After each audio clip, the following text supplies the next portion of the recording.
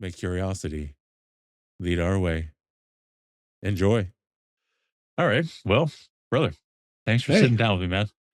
I'm very happy to be here. Yeah. It's fucking cool because it's I don't know, we've done so much stuff together over the years, but it feels like it's been a while, you know? Yeah. Yeah. I mean, Kingston isn't that far from Godridge, but it's far enough. And then kids and life and things. It's just, yeah, it's been a while. Oh yeah. Well, I'm playing the band was what, like 12, 15, almost 15 years ago, probably. Long fucking time It's a ago. long time. Yeah. Yeah. That's, I guess. When did we record that album that we didn't release? I It's don't what, know. 14 years ago? Uh 13 years ago? so yeah, right in that Yeah. range anyways, for sure. Yeah. Because that was basically the end of it right there. Where That did it was get recorded? I don't even know if I remember that. Thomas, Ice House. We went, Really? I stayed with you in Godridge, and Matt went first. Then I guess I went Hmm. and did vocals in the booth. You were down there. Mark came in for a day and just laid it out real quick. Yeah, I remember that. And I remember still trying to finish writing lyrics for one of the songs at your place before I went to the studio the next day. Because when I was singing it like in band practice, it was like a couple of different things. I hadn't really solidified it. Mm. Thought I should probably figure that out because we're going to a studio tomorrow. It I worked out remember fine. I remember recording with Rob because and we released that one. Yeah. But huh, I'll have to ask Yeah. Thomas about that. Note to You don't self when remember I that at all? We 10 tracks, a full 10-track album. we did. Yeah, 10-track album. We just didn't release it. We put like 5 of the tracks on MySpace, which Yeah. tells you how long ago this was. And if you go to MySpace, they're still there, but you click on them, They don't nothing play. plays. Nothing plays. It's all I've gone. tried. I tried. Same. Yeah. Yeah. I'm I was terrible at thinking backing that stuff up, so it's just all gone because it's MySpace gone. went down. Well, and fucking Tom sold out and got rid of it, I guess. But Yeah, the like Tom bastard from Tom. MySpace. Yeah. Yeah, exactly. Hey, Yeah, oh, yeah. I know. He's this fucking smile. Fuck you, Tom. Mhm. I don't think his picture ever changed. No, no. I have to respect that a little bit, I guess. Yeah. I was thinking of the 7 Days of Earth making the other day. That's And that album. yeah, well, Yeah. anyways, I remembered the lyrics and I'm like, I mean, it's still pretty badass. It's a little bit vulgar, but it's cool. You know, it's like, it's a Yeah. hard. Yeah. Yeah. Yeah. I don't know that I necessarily write it the same way now, but Yeah. that's part of what makes it fun. Yeah. I Yeah. mean, I probably would just for old time's sake, but Yeah. it has a different tone when you're older in life than when you're like young and full of fucking aggression, I guess. Yeah. Headbanging. I don't regret it. It's not like it was like I don't know, something that I'd be embarrassed by or would get me in trouble, but there's just a tone there that I'm like, Yeah. really, that's what I was doing at the time, you know? Oh, yeah. It was We were it, like wa- 19. yeah, well, we weren't playing metal anymore, but there was still a part of that sort Yeah. of metal attitude that was kicking around in my brain, which I think is at least partly your fault, but Yeah. I mean, I'll take full responsibility. Absolutely. yeah. Well, and I wonder too, this is just a sidetrack, but what role do you think playing metal first and then moving into definitely a more indie or a more, I don't even know what you describe the music you're doing now, but it kind of took that sidetrack into the ether of different kinds of music. But do you think that was a net positive? Like it to me, it's definitely formed how I write songs almost to a detriment, I would say. But how did that work for you? Uh, First of all, I don't know how to describe it either, but definitely I'd say a very big positive influence. I think there are aspects of it that I've had to let go of. You know, like I think no matter what you start with, you have to move beyond it on some level. Even if you're still playing metal, you got to move into other sounds. You know, there are certain Mhm. things you kind of always have to move on from. But one thing with metal that I always found it very freeing, like the form of it, there was not, you could certainly see tropes, cliches, patterns, conventions, some of which were really awesome and some would be very tiresome. But it always felt like metal, you could really do anything in a song. It could go anywhere. You could hard left turn. You didn't have to do verse, chorus, bridge, chorus. And half the time, don't even really do a bridge. Like Mhm. you could do anything. And the whole point was the effect that you had. It was not, I need to write a song in a formula that people are going to like. As long as I can have that effect, I'm good. I think Andy said it's like the oh fuck moment. Like Hmm. where you're hearing the song and all of a sudden you don't, it could be different every time. Maybe it's like a breakdown or whatever, just a sound, a little transition. It just hits you like, oh, fuck. That Hmm. moment, you can get it any way you want, right?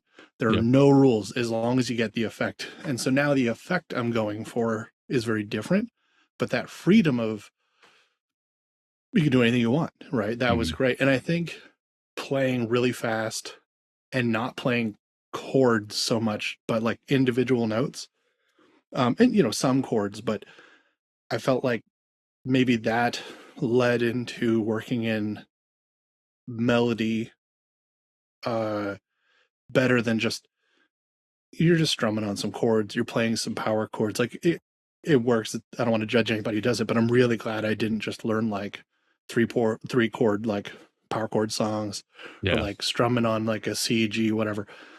Like that wasn't the basis. So it was always I'm going to put a bunch of notes together to make an effect.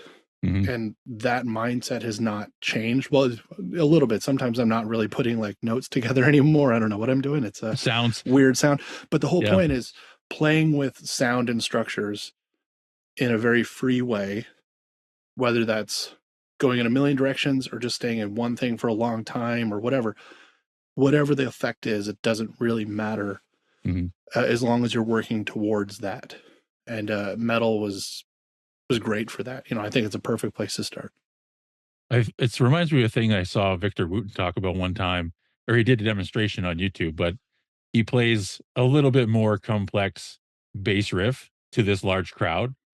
And he's just like, this is one thing. And then he literally played the same like four notes in a box, and your head starts bobbing and the whole crowd starts grooving.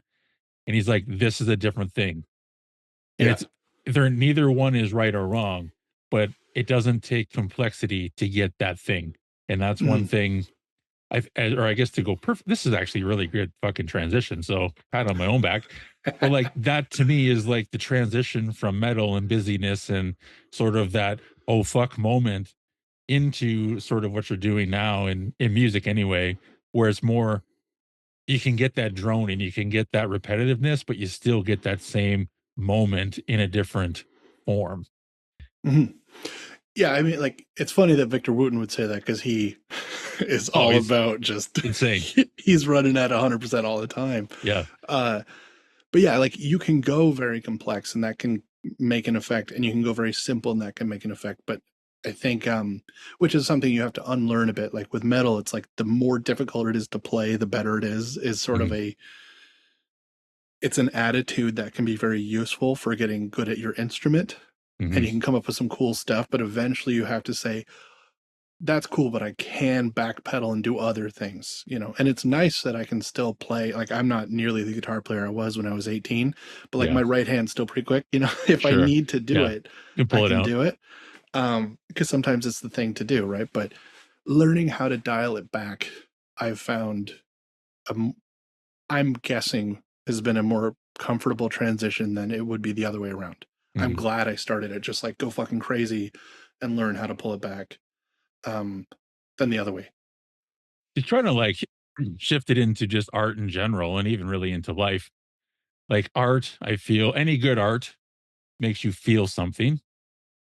And so that goes to film, which you also do, that goes to visual art, music, all of these things. But at the same time, like to be able to, as you just said, about sort of take a different speed or choose a different gear and still be like all in, to me, that's one thing just in general in the world a lot of people have trouble with. It's kind of like that's constant state of busyness versus like, I don't know, it's maybe not lack of presence, but maybe not like turning the volume to 10. It's more like sitting around 6 or 7. Yeah. Yeah, actually there's been I don't know if I want to say resurgence, but a sort of a bit of a movement with film of what's like quote unquote slow cinema, which is Mm, not like a new idea, but movies that will really take your time and make you sit in a moment for a long time.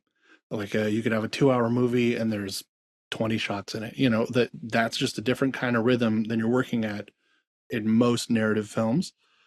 And something that can be, I think, uniquely useful in our sort of culture and time is that I need to slow down and just experience this moment, whatever it is, you know. And a bad, quote unquote, slow cinema experience can be excruciating, but a great one is doubly valuable.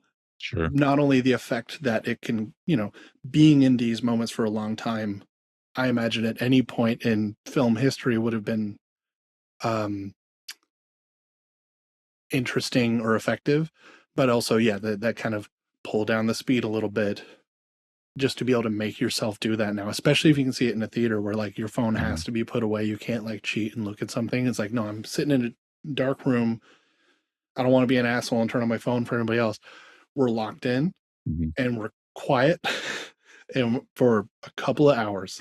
And it's just, yeah, it's a reminder, I think, to like focus on certain kinds of details and tone and sound in a different way. And I find whenever I leave the theater after an experience like that, there's a while where I almost have to readjust to Hmm.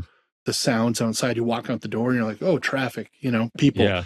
And it, you, for a little while, and it always goes back to normal pretty quickly, but you get a little while where your perception has changed because you force yourself to change your rhythm and look at details and appreciate smaller, quieter sensations for a while. And then Hmm. it lingers, at least for a bit, you know.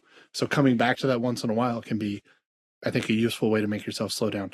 I don't want to call it literally meditative, because I think there's Right. probably a gap between those two things. I'm not an expert on meditation, but I think that in kind of a simplistic way, that's part of what's going on. Sure.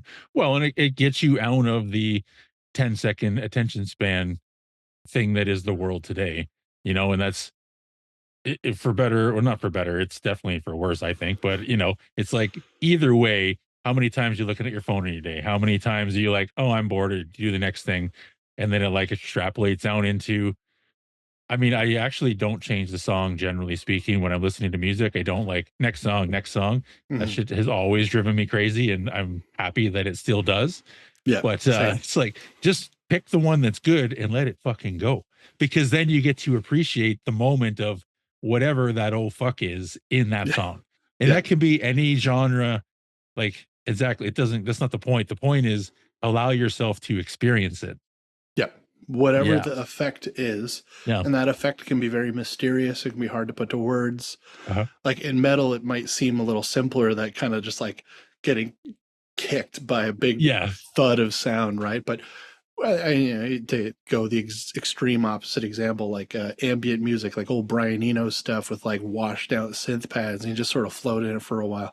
Whatever that effect is, it still accumulates. hmm, And if you let yourself feel it for a while, you're going to be uh-huh. taken somewhere, right? And Yep. it's not that different than like in principle than what's No, happening in metal, right? Even though the effect is sort of the exact opposite. I remember. I want to say it was the second. So Iowa, the Slipknot album, Iowa. Yeah, I drove it's to awesome album. London with my high school girlfriend, Yeah. bought the album in the CD store, and I put it in to drive home. Like I'm going start to back. There's no, Hmm. I'm going all in on this. And it was like the second or third song, she hit skip. And I literally, I took the CD out and I put it back in the case. And she's like, what are you doing? I said, I'm not doing this. I'm not doing it. I said, I want to listen to the whole album. This is like, because back then there was no like previews and stuff. This is like all new music to Yeah. one of my favorite bands at the time, right? And Oh my I god. just remember I was like, nope. She's like, well, I want to listen. I'm like, clearly you No, you don't, don't. because you just changed the song. Like now you don't get, go buy your own. Go buy the no. I get it if you've heard the album a couple of Yeah, times. You're like, look, a lot of albums have a skip here and there. sure. I'm still kind of an album guy. Again, partly because like I like, okay, I'm gonna do this whole thing and just lock into it. I don't like a playlist. I certainly don't like algorithmic playlists where they're just throwing shit at me. I'm like, I don't want to Yeah. fucking listen to this. Whereas if I'm an album, it's a commitment. Where it's not even just that, it's like as a whole artistic experience. It's partly like laziness. I'm like, okay, I know I like this album. Let's go for 40 Sure. minutes or half hour, however long it is. And then I don't have to skip ever, except maybe once, right? But Yeah. first time, I know. Jesus, that's blasphemous. Well, and I just remember she was so confused. I'm like, no, it's done. Put something else on. Yeah. But I, in any case, that's a memory lane. yeah. To pull things back in, how would you describe yourself to a room full of people who don't know you? I've listened to your show and I know you asked people that, and my first thought is I don't want to describe myself to a group of people. I Sure. don't know how. Um, I tend to more just sort of start going and we'll figure things out pretty quickly. But if I Mhm. had to like a basic level, I think I think I get the point of the question is like what is important to you uh you know quickly About condensed. yourself. What are some the bullet points? And I think the first thing that comes to mind, I mean everybody sort of has their relationships to other people where you can position yourself like, I'm a dad, I got two kids, I'm married, I'm a husband, like that kind of stuff. I have my job.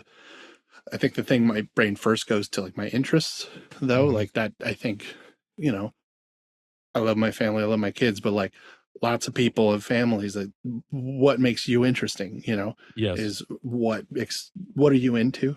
And so for me that's mostly different kinds of art primarily. I find I like learning about art. I like learning about movies, about music, about their history, their form, yada yada yada. And then I also like trying the things that I'm interested in, which Mhm. I've spent the most time trying music and movies as well. But that kind of thing is like get interested in something, usually something creative, learn about it, and then try it. And that's sort of how I go through life. And sometimes I will learn about something and try it for a while, and then I'll leave it behind maybe forever. But the ones I keep coming back to are music and film, and Mhm. especially like weirder stuff, history. That's the kind of thing that excites me. And you did, I don't wanna butcher it, but not that long ago, you did a thing in the theater up there and organized an event. Yeah, yeah. I've done two of them now. Hopefully, do some more. Where basically I curated a silent film collection where they had a live piano accompaniment.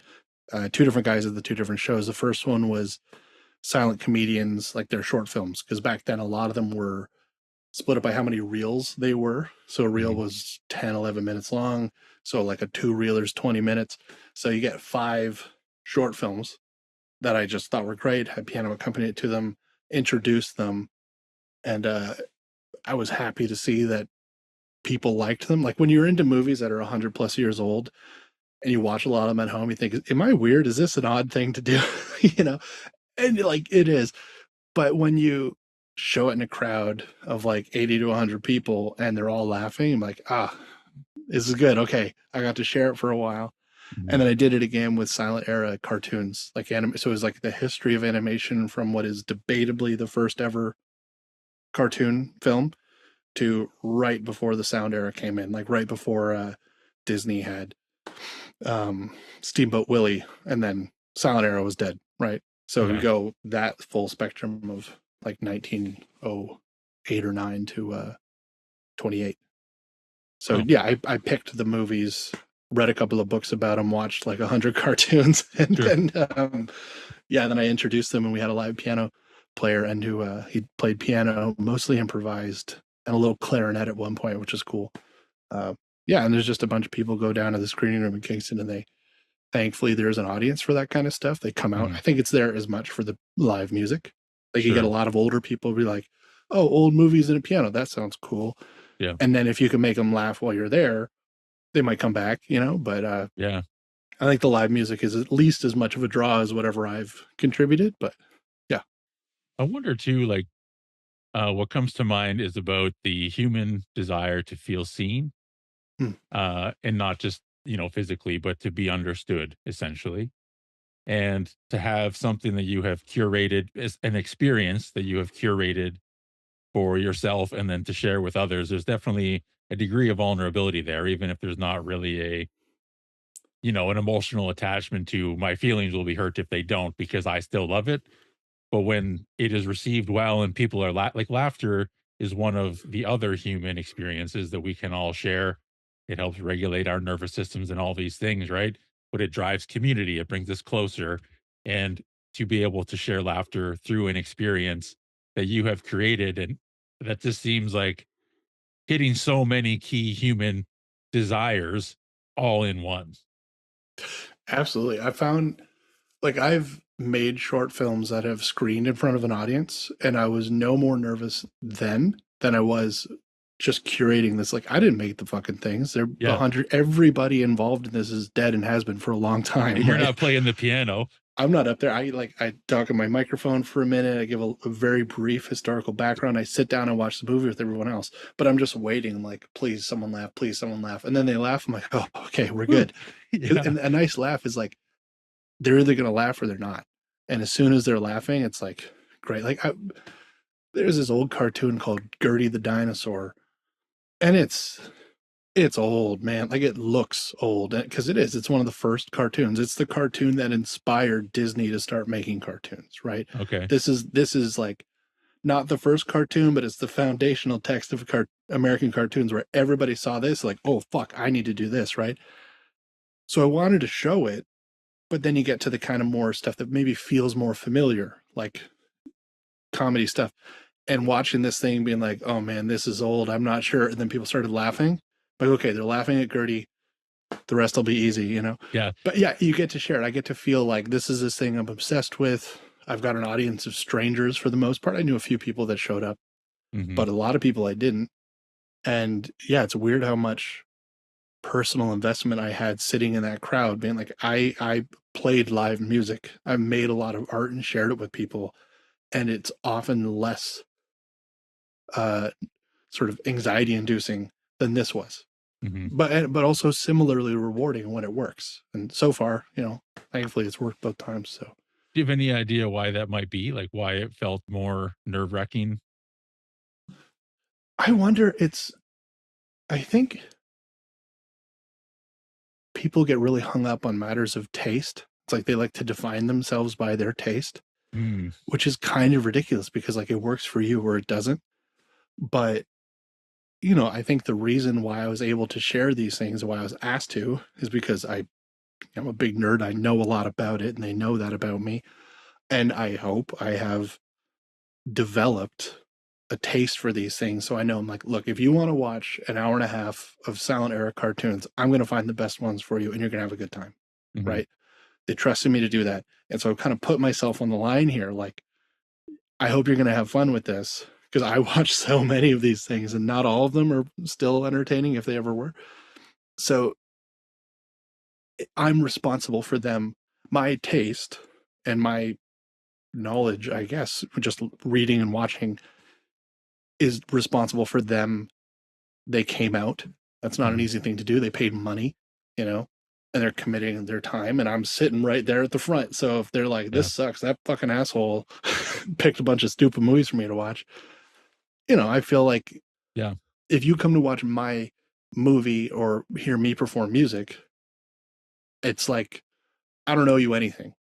I'm an artist. I'm here to Yeah. please myself. I Yeah. I'm hope, doing I art. trust that what I do that means a lot to me will mean something to you. Mhm. And I find like, if you don't like it, that's fine. There's a lot of art out there in the world. This is mine, right? Yeah. Whereas the curation is maybe not that different, but it feels different. Mhm. You know, it's a little more, I don't want to say uncomfortable. I had a good time, but I found myself surprised. Yeah. I'm like, I'm nervous. A little I more sing sweaty. in front of people. I don't get nervous. I'm Yeah. nervous right now. It's weird. Yeah. I wonder too, this kind of skips all the way to the end where I usually ask about gifts, but what I would hear or what I hear from that is that one of your gifts could potentially be that your discernment in creating art, or your instinct, your whatever that thing, I don't even know, connection to source, whatever the thing is that allows us to be an antenna to create, Yeah. that is something strong in you. And that's something, so discernment's like my logical brain saying your ability to choose, you know how when you're writing a song and you hit a chord, you're like, that's not the one. Yeah. And then you find a different one and that is the one. And Yep. like Tom and I still do it when we're writing songs, like, no, no. And we've never heard this song before because it didn't exist. It's Yep. currently in creation. And we agree. As soon as we hear it, that's the one. Yep, That's what it's got to absolutely. be. Yeah. And so your ability to do that with music, with film, with curating these experiences, I think, not I think, I know that that is one of your gifts. It's like I can fucking put it together, and that fire in you is strong enough, is bright enough that other people see that the passion, whatever it is. I don't know how to put it into words, but it's a felt thing that people get to partake in. I mean, I'm reluctant to agree because I'm I'm not trying to be modest. I don't know how good I am at this, but I think you're probably right. Like most artists, you have a sensitivity to or discernment where like you hit that chord. There might be another chord that technically is right if you know these chords work together. I'm like, yeah, it's fine, it's okay, but it's not the one. And then you Mhm. do something, maybe that thing's a little odd, but it sort of tickles you in this way that you can't describe. You're like, that feels good. What Mhm. is that that's exciting? It's electric. It's like a circuit. It all has line up and then it's charged, right? And Yeah. but it's like you're inventing the circuitry as you go. Like there's no real map to it. And the ironic part is the more you try to follow a map, the more boring it gets and the less it pops, right? So I think when making art, anybody who's any good at it at all, and I don't want to say how good I am at it, but Sure. it's something I've done for a long time. I have at least some of that sensitivity and discernment in me that I taste on some level. And I think I'm hoping that I'm finding that when it comes to curating art for other people, um, I might have some idea of what other people are going to like in that context. Because there were certain films that I thought, I love this shit. Mhm. I don't think it's going to play in an audience. I don't know why exactly. Maybe trying to explain it like that one, that's for me. And for the real nerds, we'll Yeah. watch this. But for the group of like, you know, people who are actually going to come out, what feels like something they're going to like. And with comedy, just that's what I happen to have programmed so far. Mhm. And I just like that kind of stuff too. But what's a crowd going to find funny or find interesting? And that antenna, I guess, that leads you through it, it's got to be related to the same thing that leads you through the creation of art, whatever that. I've always thought of it as a sensitivity, but I think discernment is just equally true. Yeah. Well, and either So, like I said, discernment's definitely it's like my logical brain, that's the word. But sensitivity is the other side that I can't remember right now. well, I But think either it's both because if you're sensitive to like whatever that little tickle is that you get mhm, in your head or wherever yeah. where you feel it, I'm like, oh, what's that? And Yeah. then you can use your discernment to be like, that's what I'm going to do. Mhm. Right. Because sometimes you can just be jamming or fucking around and you can get that little tickle, that sensitivity. You be like, it feels good, but it's not the thing, Yeah. you got to bring it together somehow. And that's where those two work together is when you can have that sort of sensitivity to sensation, experience, Yeah. pictures, sound, whatever it is that you're working in, and the discernment to bring it together or curate it in a way that'll actually be effective is both Do necessary skills. do you think that that same or similar sensitivity crosses over into decisions in life outside of art? I wish it did probably more than it does. Yeah. Um, I find, I don't know. I don't know if it affects me socially or not. I, uh, I tend to do okay with groups of people. In my work, I'm constantly having to work with people, sometimes in high pressure situations, and I tend to get along fine with people. I think there's a maybe a sensitivity and discernment there, like socially, and how to handle these sorts of situations, just sort of feeling things out. And Mhm. I think on certain short term levels, that can be helpful. Um, I don't think it helps me in the slightest when it comes to long term. Like it's very, very present moment kind of living. Mhm. And then when it comes to any other kind of decision making or responsibility, I can get kind of blinkered where I'm like, I'm right here dealing with what's right in front of me and everything else goes away and I don't want it to. So I think like that is a problem I have probably. So it's Right. a give and take. I think maybe it helps me in that present moment. Um, and I don't want to say it hurts me in the rest of it. That could be just other aspects of my personality that are that can cause me problems. Like I Sure. don't know how related they are, but if it helps me, it's in that one way and Hmm. not in a lot of bigger picture stuff. I don't think. So I guess to go back to as I'm rewinding in my mind, it's so Yeah, to the question of could you talk about the path that's led you to where you are today? But then that goes to like, where does that come from? Because I would say there's no real debate about you and I being very different personalities in the world. yeah, However, there's also overlap, and I yeah, don't know absolutely. really where that all comes from or what, and so I guess I'm interested in what your perception is of that. Uh, yeah, how that kind of came about. I don't know. I don't know either. I mean, it seems to just be something inherent in us. I Mm, think, like growing up playing music around each other and then eventually together, I think we have certain shared values there, certain, I don't know, ideas and principles that work together. Even if we're kind of coming from a different place, there's something in the middle that I don't know where we got it or where it comes from. I've mhm, always thought that you are a lot more like our dad, and I probably am a lot more like our mom.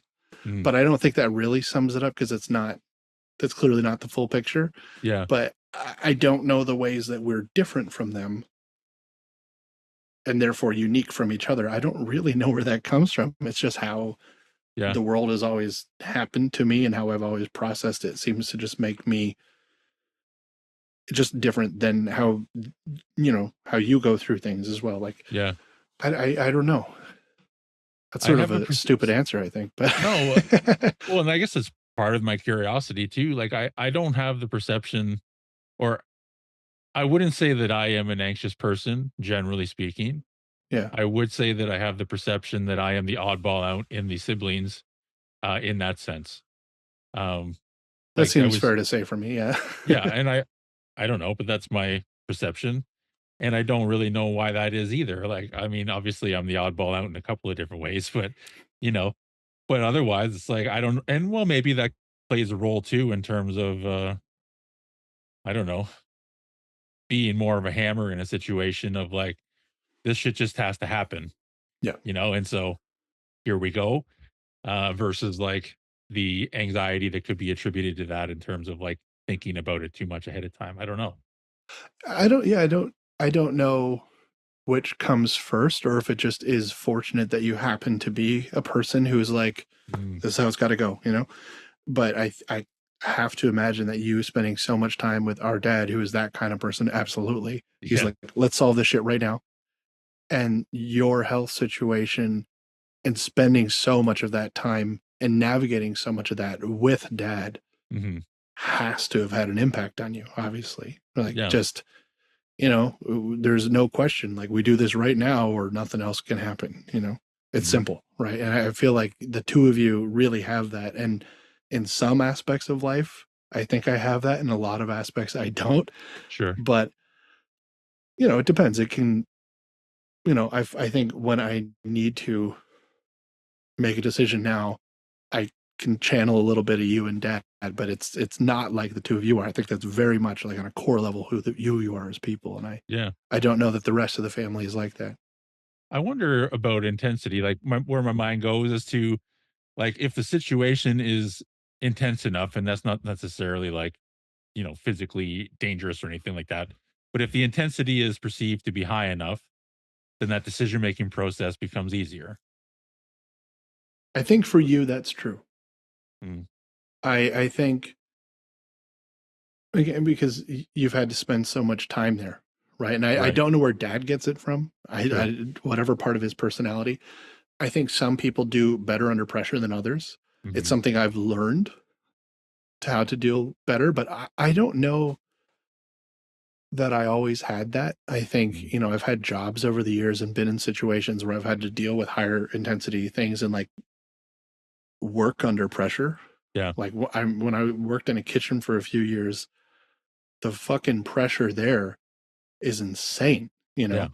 Yeah. And so how do you not buckle and just like throw up or cry when Yeah. the fucking printer keeps sending orders and you're working in a hot kitchen and you're just losing your mind? Like, how do you hold it together there? I had to learn Yeah. that.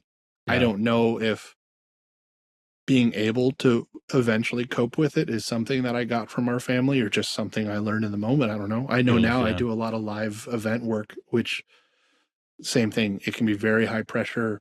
There's a lot riding on this moment. It's a lot riding on me right now. Hmm.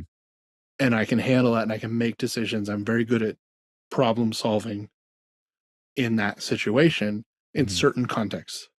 But I wouldn't say I'm not, that is not a universal trait for me. It's in certain contexts where I've learned the skills at this job or this situation, Hmm. I can do that. I don't feel like that's universal for me. Whereas I feel like you and dad, it's just about any possible situation you could be in. The Sure. pressure gets turned up, you'll figure it out pretty quick, Sure. you know? Yeah. Yeah. And versus the crumble or the anxiety, I think, is still there, but it's just the knowing that I'll figure it out. And I don't know where that comes from really. But that, and well, even as a kid, like I didn't have any career goals. I didn't have any dream job. I just have always known that whatever I choose to do, I will be good at it. And Mm. it never mattered to me really what that was really. It's like I'll find the thing and then I'll be super good at it and I'll just do that. And that's, done life, you know? Yeah. Or like for Yeah. that aspect, I'm like, because I just don't really care. I've never been excited about, the idea of a career more so until recently with like, well, even just podcast, not that the podcast is a career, but to try to overlay some passion into the career path, which never really was an option in my mind, you Yeah. know, 30 plus years of my life. Well, I think you were driven in that way with music, but I'm imagining both of us like music isn't productive. Mhm. I didn't like to think of music in productive terms because that sapped what was so fun about it, Yeah. right? Whereas like what you're doing now, I think you the way I perceive it is that you have a similar kind of passion as you did when you're playing in bands. And it's not like it's a career per se, but there is a more helpful, productive quality to it. You know, I Sure. mean, not necessarily trying to make a whole lot of money or something, but like if I don't want to say useful because music is useful in its own way, but Absolutely. I think you know what I'm saying. Yeah. Yeah. There's more overlay into whatever society. Well, and honestly, it's kind of my version of sharing the experience, right? It's Absolutely. very different than film, very different than music, but it's like, and that goes to one of my core beliefs is we have the power to change the world through conversations. And so here I am trying and not trying. I am currently having one right now, Yeah. and like, does it change the world? It's not the point. The point is to have the conversation and just let it fall where it does, Yeah. you And I know? think that the experiences you've had and the way that you've navigated so many of those experiences, whether those are hardships or also like the more fun parts of life, like not just to dwell on Mhm. the struggles that you've had, but that is definitely a part of it. I think that has made you particularly good at having these kinds of conversations because, Mm. like, you've been in tough situations. So, like, I remember you gave a talk, I think it was in Kingston, and I don't know if I should say too much about like who was there, but I think there were like veterans there Yeah. and they were dealing with some shit. And you were talking about your kind of near death experiences and the the people in that room had not been in your situation at all, Mhm. but they had been in other sort of they'd seen some shit. They'd been in some things that had scarred them. And I Mhm. remember one of the guys asking you, it's like, how do you just stop crying at night or something along those lines? Yeah. And you've never been to war, but who you are and the experiences you've had made that you could connect to that person in a Yeah. very vulnerable moment in a productive, helpful way. Mhm. And that's something that I don't think everybody can do. No. Well, and candidly, at my last follow-up appointment, the doctor is current active military training, like he's a full-time doctor now. But I asked him a very similar question. I essentially was, where do you put it all? Yeah. Yeah. And he's like, there's a couple answers here. I'm like, just what do you actually do? Yeah. Because at the end of the day, when you can't sleep at night, or when you jump awake, or when you start to scream in your sleep until you lose your voice and you don't even know it until you wake up and you can't talk. Like, what do you do about that? And he's like, honestly, a lot of the time you just carry on. I'm Yeah. like, but like in my mind, I'm like, I'm honestly curious. Like, what are you going to say? Because that is an acceptable answer to me, because that's currently what I've done mostly. It's just Yeah. like, we just continue, right? Yeah. Versus like, oh, we have this thing you can do. Like, I mean, that seems like a great option, but Yeah. like, does it exist in that world, in very different worlds? Like, of course it is. But like the intensity, it's like, well, where do you put it? He's like, well, man, yeah, I don't know. Some people go to, mechanisms and drugs and these types of things. It's a slippery fucking slope and it's hard to get out. Other Yeah. people, you just put your head down and you fucking get up in the morning. Like, okay. Yeah, right. There's a million answers there. Yeah. I I was working just shooting a video, and there's some interview. I can't even remember what the point of the video was. I just get told to go shoot stuff sometimes and whatever. But the person that was being interviewed on camera had done like hostage negotiation before. High pressure, a lot of stress, Yeah. lives on the line. And talking to her after, it was the producer I was with was talking to her. But like, how do you deal with that stress? And it's like, it's all just stress, right? Like, you get into a stressful situation, it affects you the same way that affected me. Like, it's just stress is the same for everybody, whether I'm doing this or that or whatever. And like, I mostly buy that. I still think her Mm. stress is different Yeah. than my stress, at least a bit. But I took her meaning, right? Like, Mhm. you can connect to each other and learn from each other about very, very different hardships because it can affect us in very similar ways. Yeah. Mhm. Yeah. I think I completely agree. And one of the distinguishing factors to that in my mind is the outcome of PTSD. Yeah. Right. And I don't know enough about it to really speak about it, but like some stress and experiences cause PTSD, and that's a whole thing. Others do not. And are they both stressful? Yes, they are. Are they both intense? Yes, they are. But some, well, even trauma, again, not specialized in trauma, but not all terrible experiences are traumatizing, Yeah. Yeah. That makes sense to right? me. You know what I Yeah. mean? So, well, and Yeah. And I'm sure not all traumatizing experiences are, they're not all e- equal. I exactly. don't know. This is not a world I No, know a no, lot about, right? But no. yeah. Yeah. The point is, it's like you can connect on things and you don't have to experience them the same as everyone else. Yeah. It's like, and the ability, I think, to acknowledge that in other people, to see where they're at or to meet them where they're at versus like this comparison of like, well, we haven't done the same thing. So what the fuck am I supposed to know about that? Like, oh, Yeah. I see and I hear what you're telling me, even though I don't know firsthand. And then Mhm. we are now able to connect and continue down the similar path and share this experience, i.e., the conversation. Yeah. And then that is, I have to think, a productive thing to do, a Yeah. helpful thing to do. At the very least, it's a nice thing to do. Mhm. But Sure. Yeah. I think that is probably helpful. Right. Yeah. Do you have any like standout memories from your childhood? Oh man,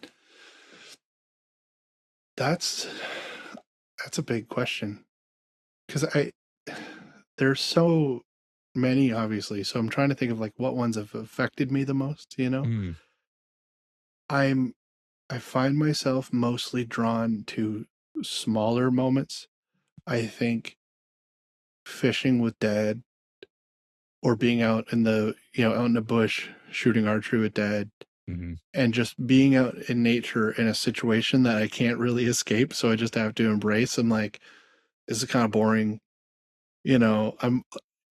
But then learning to not only like accept that, but enjoy it. I think having those experiences, I don't know, I carry that with me a lot. And then depending on how young you want to go, I mean, certainly by the time I got into playing music, like Mhm. I Yeah. think it was like, well, I started playing bass when I was 10 and I played my first show open for you. We played one song and Yeah. then I was in grade 6. And then we got an encore. We didn't know any other songs, so we just played it again. Play it again. It was at the Yeah. fair, right? No, that was at the 30-hour famine Oh, right. The at the 30-hour high famine. school. Right, at right, the high right. school. That was our first show. The fair came not long after, I think, and by then we might have had 2 songs. Yeah, Yeah, maybe that's even fun. 3. Yeah. So by the time I get into that age, like around There's 10, a 12, bunch. 13, then I get a lot of like, it's mostly bound up in music, writing it, practicing it, performing Mhm, it, all of that stuff. And of course, mhm, like, learning from your experiences with music, being inspired by your band. But yeah, that is huge. But mhm. prior to that, like young, I don't know. I don't think of a lot of specific memories about, like, I spent a lot of time at our grandparents' house Mhm. when I was, I don't know, quite young, because our grandma died when I was Yeah. 11, maybe. Yeah, I think well, I was grade 9, so yeah, you would have been 10, 11. Yep. Yeah. So, prior to that, I after that, I stopped really going by Mhm. myself so much, or getting dropped off for like a weekend or a day, or I don't even know how long it was, but basically you get babysat and hang out there for a while. Yeah. I don't remember a lot of what we did, but I remember being there. I remember like Mhm. the jam on toast. I Yeah. remember making the peanut butter balls, hanging out in the bush with grandpa, that kind of stuff. And it's odd because it all blends together, but it's more just the feeling of being there. Yeah. This sort of swirl of images and smells and sensations that I remember more than like big moments. There are Yep. not that many really big moments that I carry with me. It's just the, I don't know, the ambience Yeah. of memory of that kind of stuff. So that and say even when I was in school in class, you remember certain classroom memories, but I don't know. Sure. I can't place the exact moments. I just, certain feelings I had while being in those situations I carry with me. Do you remember the lemon juice that grandpa used to drink at breakfast time or maybe at meals or whatever? They used to squeeze a half a lemon on the old, like, squish style juicer. I want to say I do, And then I but remember at memory's odd that way, yeah, right. but I I could think I just do. place that in your mind right now. Yeah, exactly. Uh, Yeah. but then that I think it was the 10 or 10:30 snack was always cheese and Mhm. crackers in the sun porch with the sun or the hummingbirds, you know? Yeah, watching the hummingbirds. Yeah. Yeah, I spent a lot of the hummingbirds. I feel like I remember those well. And like, was it like a wicker couch or chair or something Yeah, I out definitely there there? was at least one of them, yeah, in the It was a corner. wicker chair. I don't know if it was the couch, but there was some kind of wicker Yeah. furniture, and watching the hummingbirds and having a snack. And then just how long it felt when Grandpa had his nap, and I just Yeah. couldn't really do anything. Yeah. And it felt like an eternity every time. Like, I remember that feeling, Mhm. you know? Yeah, Yeah, but that how kind of cool is it stuff. now? I talked about this with Eric the other day or a few episodes ago about, like, we're growing into the people that are having the naps, and, like, it's God, awesome, yeah. you know, like Yeah. because if I could just have a 10-minute nap after every meal and just have everybody else just wait around or do whatever they want, I don't care, Yeah. like, that seems ideal, really. That's the dream, man. Yeah. Yeah, I'm just gonna fall asleep. not in a place in my life where I can nap right now, No. but I'm really looking forward to it. Yeah. Well, even Papa Elliott, right? Like, he used to Yeah. sleep after it seemed like everything. Yeah, I see. I don't remember. I don't have as many childhood memories with that side of the family. I Sure. mean, well, that's not true. With him, like those grandparents in particular, Yeah. I definitely have some. Uh, I spent a lot more time like out at the Yeah. farm, which for people are actually listening to this, maybe that's like our grandparents' house on my mom's side of the family. Yeah. Whereas dad's side of the family, those grandparents, especially grandpa, like I do have memories, but I Mhm. feel like I didn't spend as much time with them. Whereas our No. cousins and aunts and uncles on that side, there's a group of them I spent a lot with. But Yeah. the grandparents I felt like closest to when I was really young were definitely Yeah. mom's side of the family. I just spent a lot of time out there. Well, and Yeah. when I was in the hospital, that's you like, I think where you and probably Jen a lot of the time, I don't know. Uh, Yeah. I think so anyways, I was never there. Yeah. I don't know. Exactly. I'm assuming that's the Yeah, pretext for me going there sure. so much, or maybe they just wanted to get rid of me sometimes, which fair enough. Pawn me off on them and they had to set me straight apparently. I Mhm. don't remember that much, but mom always she's told me more recently that I would come back better behaved after that. Oh, I nice. think they'd put me in my place a little bit. Do you remember So, anything specific that Nanny or Grandpa taught you? hmm. Nana, not really, unfortunately. Mhm. Uh, I remember, no, not really for her, because we did things together There was a Hmm. kindness I remember, and certainly there's like being in the kitchen with her as we made snacks and stuff. Like Yeah.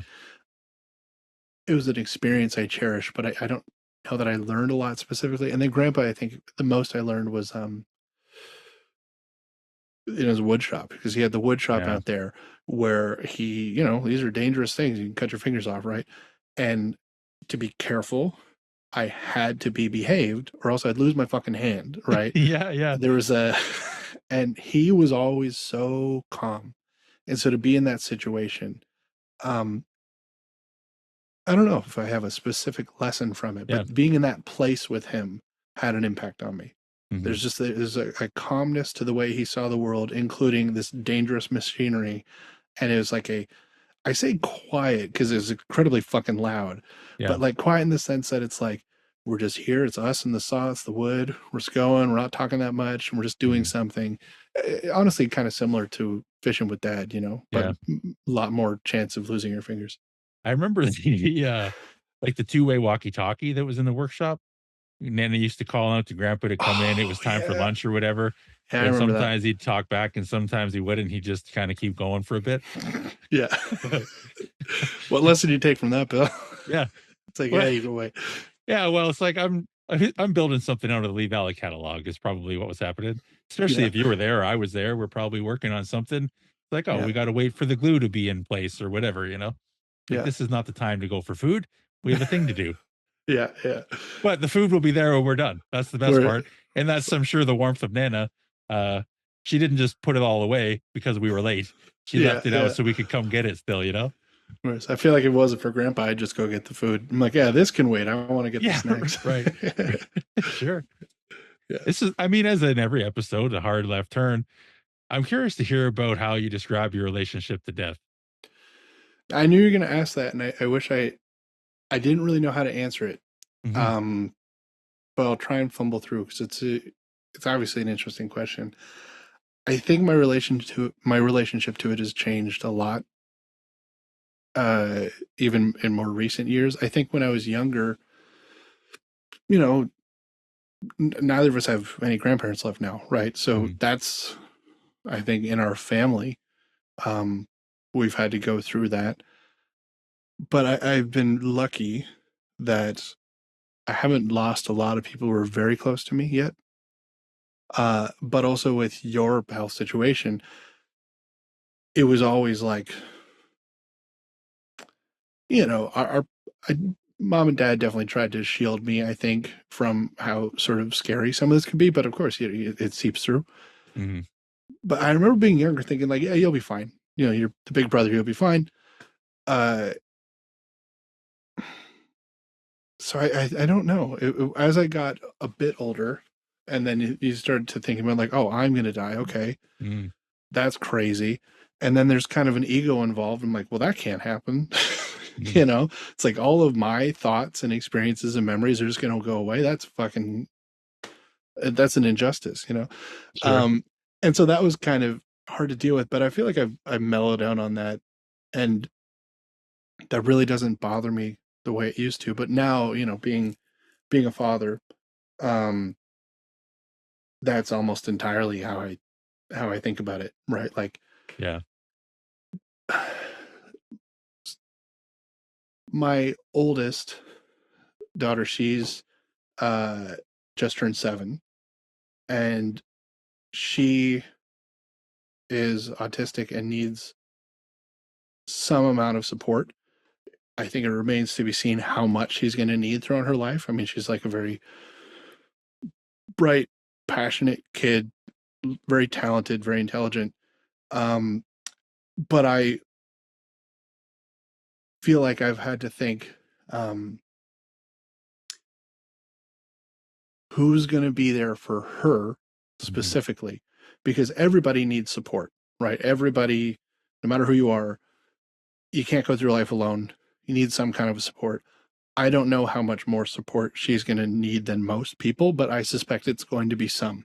And I Sure. don't know who's going to give it to her when I'm gone, Hmm. or, you know, my wife is gone.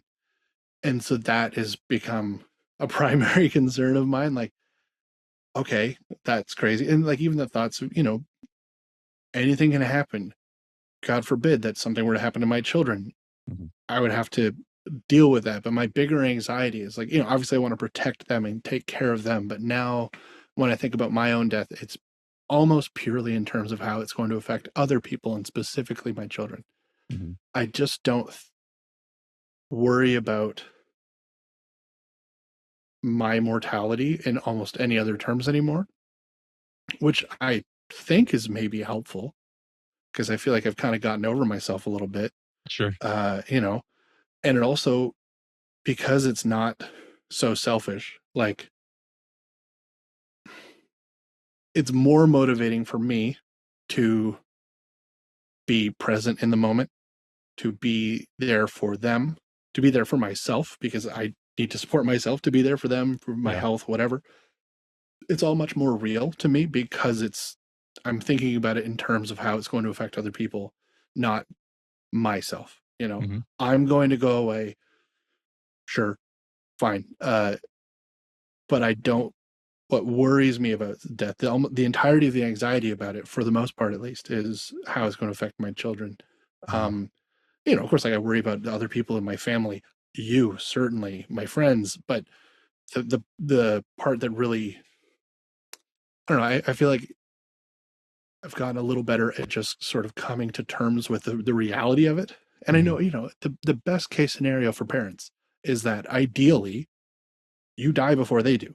Mhm. Ideally, you get to spend a lot of time together, you die, and then you got to Something leave them else alone. happens. They got to figure some shit out, right?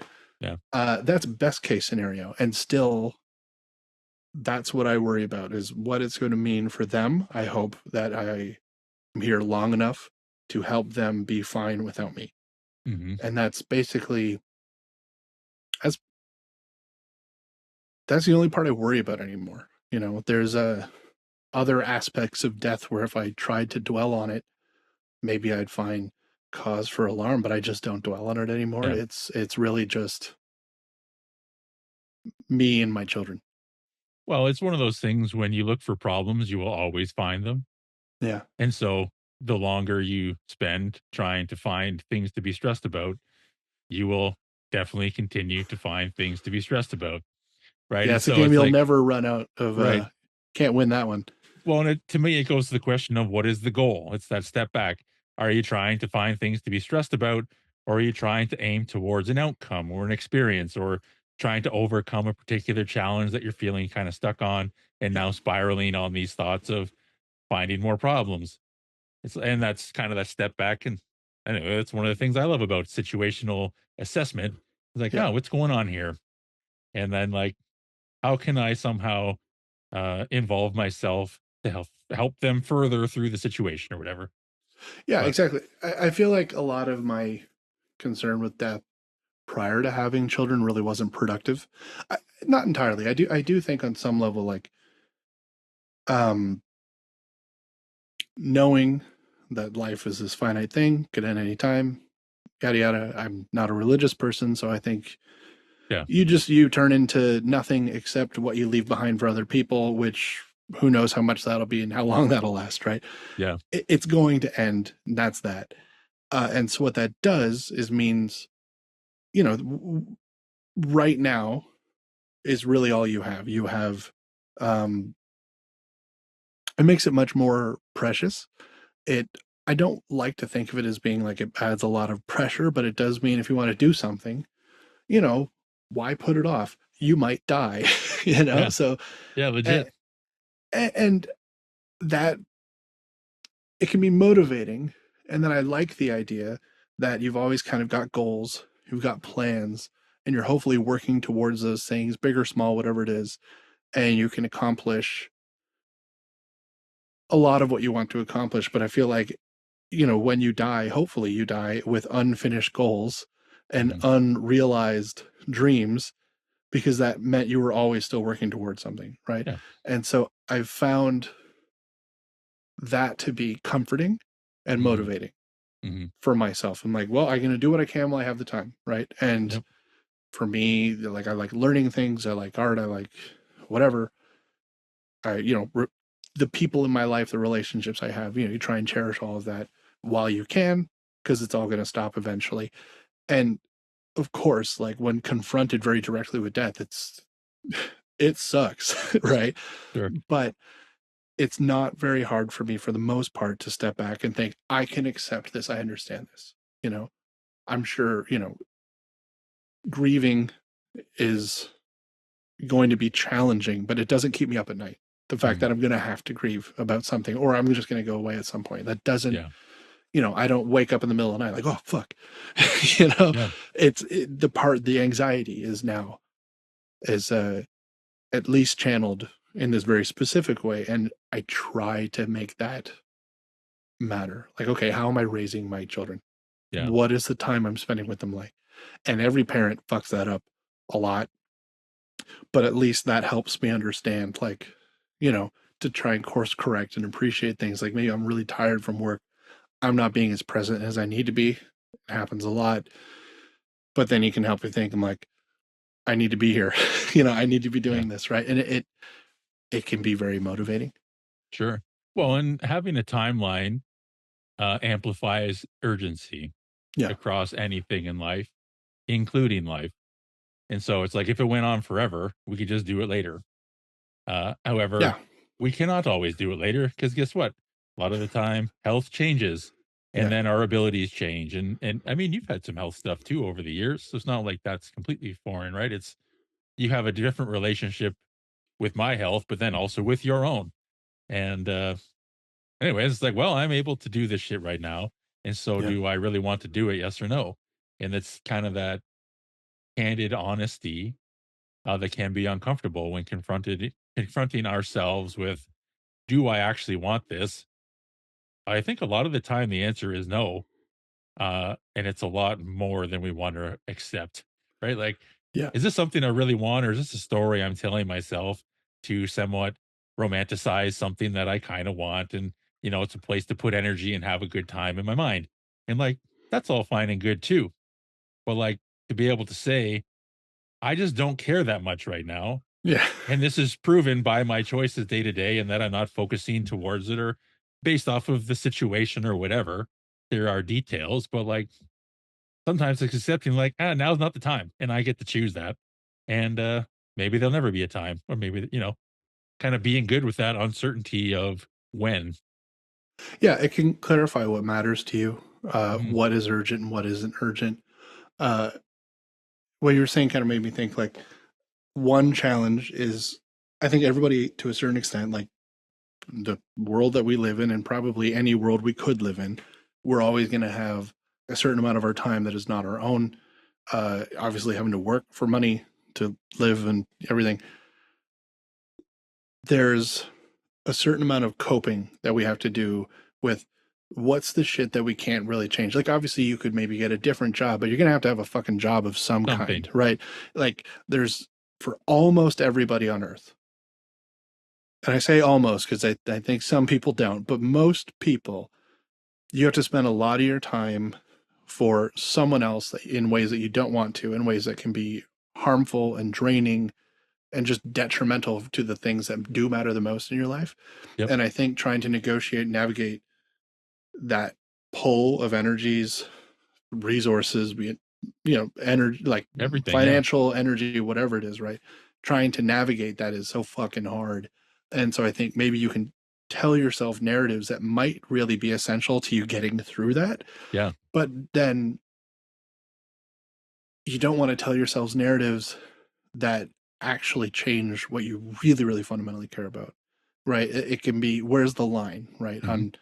I'm fairly fortunate. I have a job that I find stimulating. I find it rewarding. Yeah. Everybody's job is just work sometimes. Sometimes it sucks, but it's the best job I ever had. That's for sure. Beats Hmm. flipping burgers, right? But it's still time taken from me away from the other things I care about. And there's inevitably going to be friction there. And yeah, so what's um the compromise that is like how do you cope with a compromise? And I think on some level the stories you tell about how you Hmm. deal with that stress and compromise are important. And sometimes that can sort of turn you away from things that are more important in you, right? It's just Yeah. a hard thing to navigate. So it's just trying to check in on yourself. I'm like, what's the really important stuff, and have I lost it yet? Yeah. And and how exactly are you so coping and telling those narratives to yourself to get through the other parts of life? Yeah. I don't know if that Well, was that's it. It's clear, but yeah. Well, what I kind of am taking from that is like sometimes you got to tell yourself the story in order to get through a situation or a circumstance. And yeah. then there are other times, or essentially never lose that fire, right? If you have a passion and you're not able to focus on it right now, don't just put the water on the fire and tell it to fucking go away. Yeah. Just like we can't put the wood on right now, but it's still burning in there, right? And I want to keep that. And I think that's one part of like knowing who you are and knowing about yourself, like what do you value, and really taking the time to become familiar with the values that you hold high and the principles with which you navigate the world and kind of stick to, right? It's like, Hmm. where are my lines in the sand? And this is actually something I talked about with Joel too. Um, but knowing where those lines in the sand are for you is a very empowering place because it simplifies the decision making process in a lot of ways. Like, I fucking know where the line is and I'm Hmm. not there. And so everything other than that, I'm good. But if Yeah. you don't know where it is, you got to constantly think, is this the line? No, we're good. It's kind of that constant state of unsettled or unease. Yeah. Yeah. So, but That anyways, that makes yeah. sense to me. And I mean, sometimes, I mean, I think most people, you have jobs that can maybe be busier sometimes than others. Certainly with Mhm, kids, you can have like more trying days or weeks than others, like they're sick, whatever. All these things can pile on all at the same time. mhm. And when you're in that moment, you have to set parts of yourself aside to deal with what you got right now. Yeah. And, hopefully that's not a permanent situation. I know in my life it comes and goes, obviously. Like having two kids is fucking crazy sometimes, and having a job and having all these things you got to deal with. It can come to a head. And then you do have to, how do you put parts of yourself aside? When do you come back to them? Yeah. And how do you deal with the sort of unease of having set this thing aside for a while just so you can deal with the moment? And if that's a constant state of being for you, something's probably wrong. Like if you're always having to push parts of yourself away, and then maybe being able to check in on yourself, thinking, "Have I gone too far? Is something really wrong that I'm always doing this?" Or I would like to think in my life it's more temporary. Like, oh, both kids are sick right now, and I got a whole bunch Yeah. of shit to do at work. I'm gonna get through this week, Yeah. and I I'm gotta, not I sleeping a gotta, lot right now. I gotta silence a lot of who I am to get through it for a while, and then Mhm. it comes back. Or long term with kids, like you just when they're a few years old. Just I found when our oldest was maybe 3, like after about 1 year, I started to feel like a person again, Mhm. and then each year it seems like a bit more, and by the time she was about 3, I'm like, I feel like me again now. And then we had another one. So Yeah. now I'm kind of like, it's 2.5. I'm like, okay, more and more is Doing it coming again. out, right? Yeah. Yeah. There won't be a third one, I'll tell you. But but it's like but that's a long-term thing. And in your head, I'm like, I'm here for my family right now, and certain things are gonna come back. Yeah. But also a few years is a long time Yeah. to put parts of yourself aside. So you have to learn how to navigate that. Mhm. Um, I'm not sure what point I'm trying to make anymore. Oh, where my mind goes straight into a question I have about energizing yourself. Like, what Mm, do you find energizes and lights you up?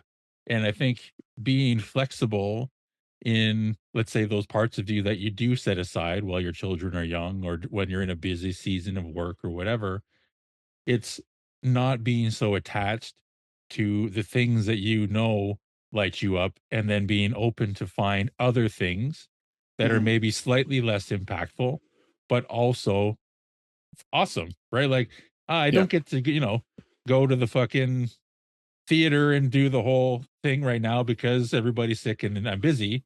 yeah, But it's like, in the meantime, I can appreciate, though I'm not happy my children are sick, I can appreciate the time that I get to spend with them yeah, because they are sick and now I am home more. unable to do these other things that I might otherwise be doing.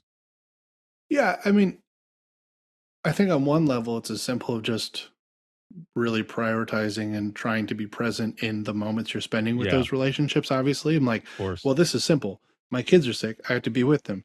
Yeah, on some level, it sucks. You don't sleep very much because your kid's barfing a lot and it's Yeah. terrible. But like on another level, you're like, okay, I got to be here. I'm doing it. This Mhm. is the really important stuff. And it makes things easy, right? And there's a level of satisfaction being like, I was there, I did it, you know. Yeah.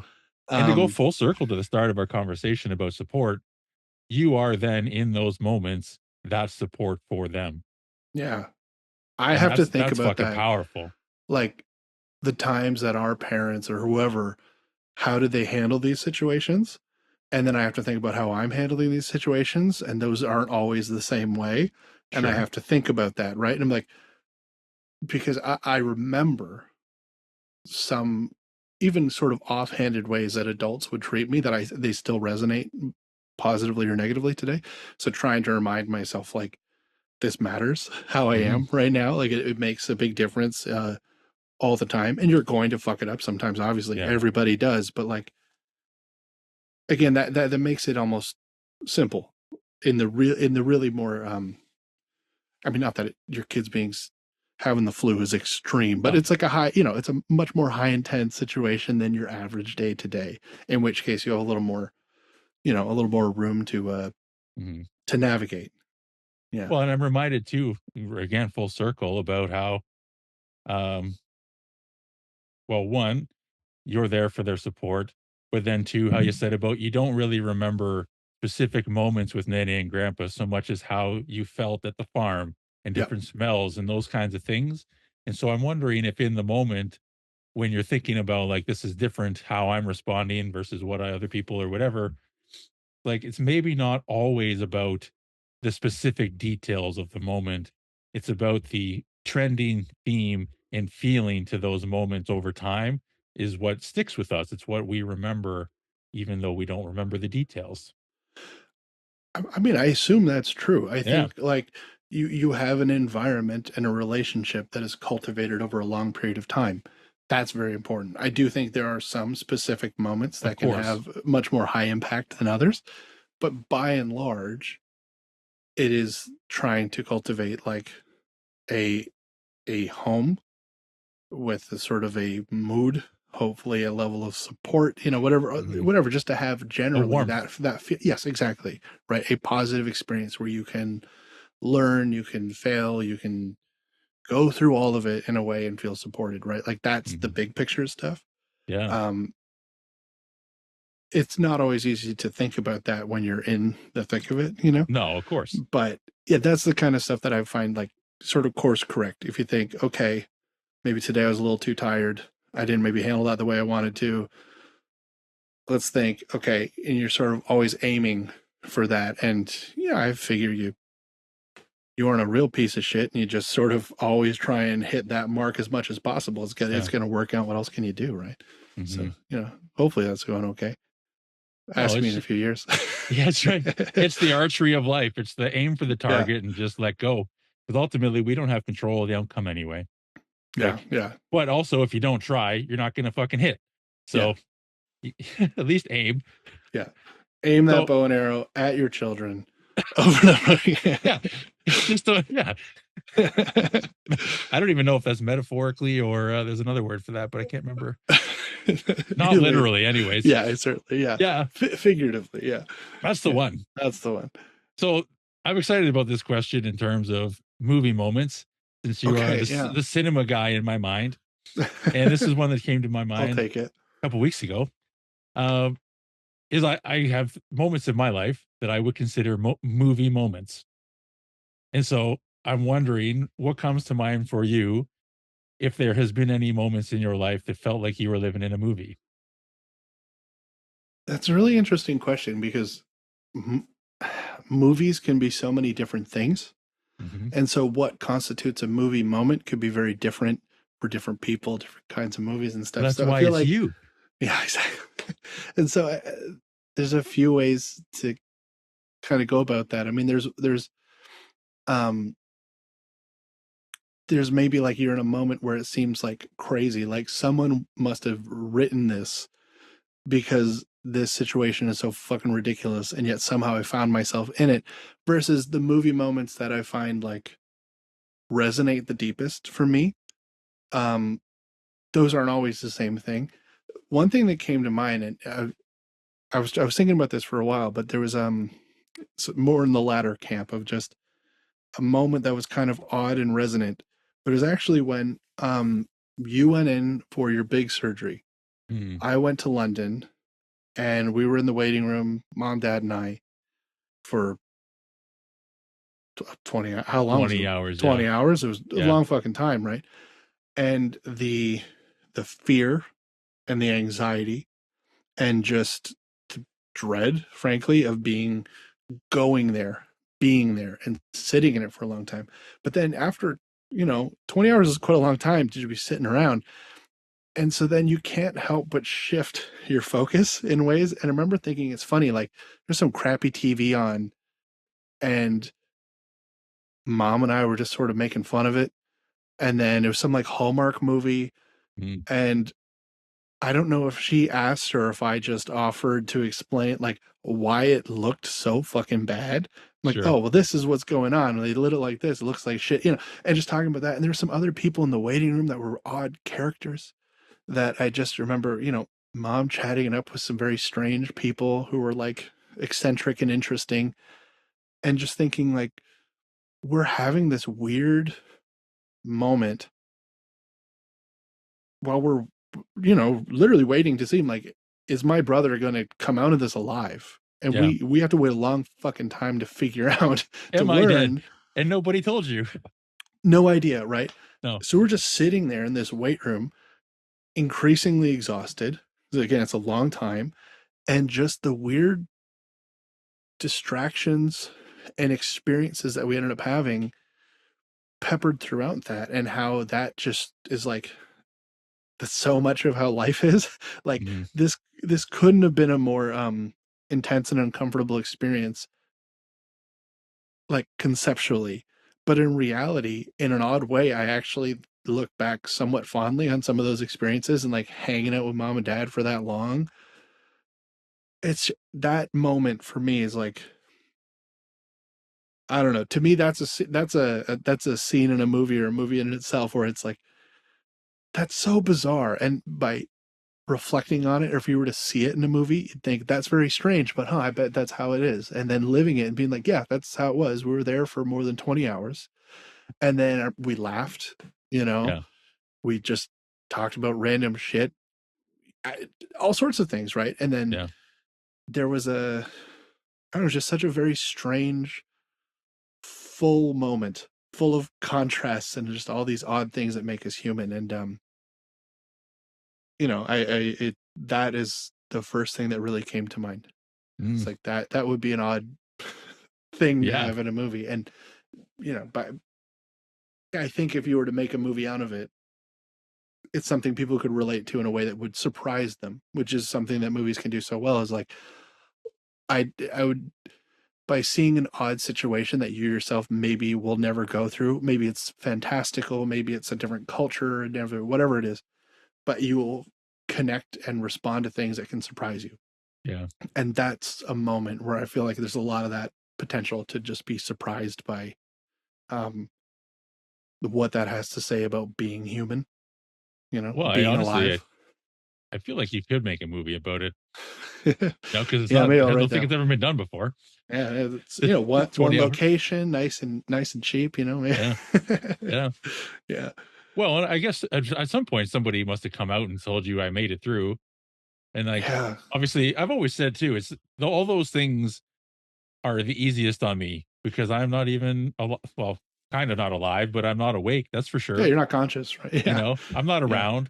It's not pleasant sometimes waking up, but like I always yeah. do.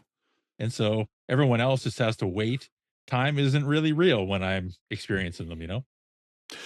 Yeah, yeah. I mean, obviously, you have the before and after in a way that I don't.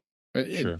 Of course, I also have some level of before and after, because you're my Yeah. brother. I love you. I worry about you. I'm worried about the anxiety you're feeling going into it and the recovery you have to deal with coming out of it. Mm. But you know, obviously you're the one, I think in that moment probably getting hit the hardest, but in the actual act, yeah, I mean, you're just hanging out. I'm offline. Yeah. My Yeah, body's exactly. deteriorating very quickly, Yeah, yeah. you know?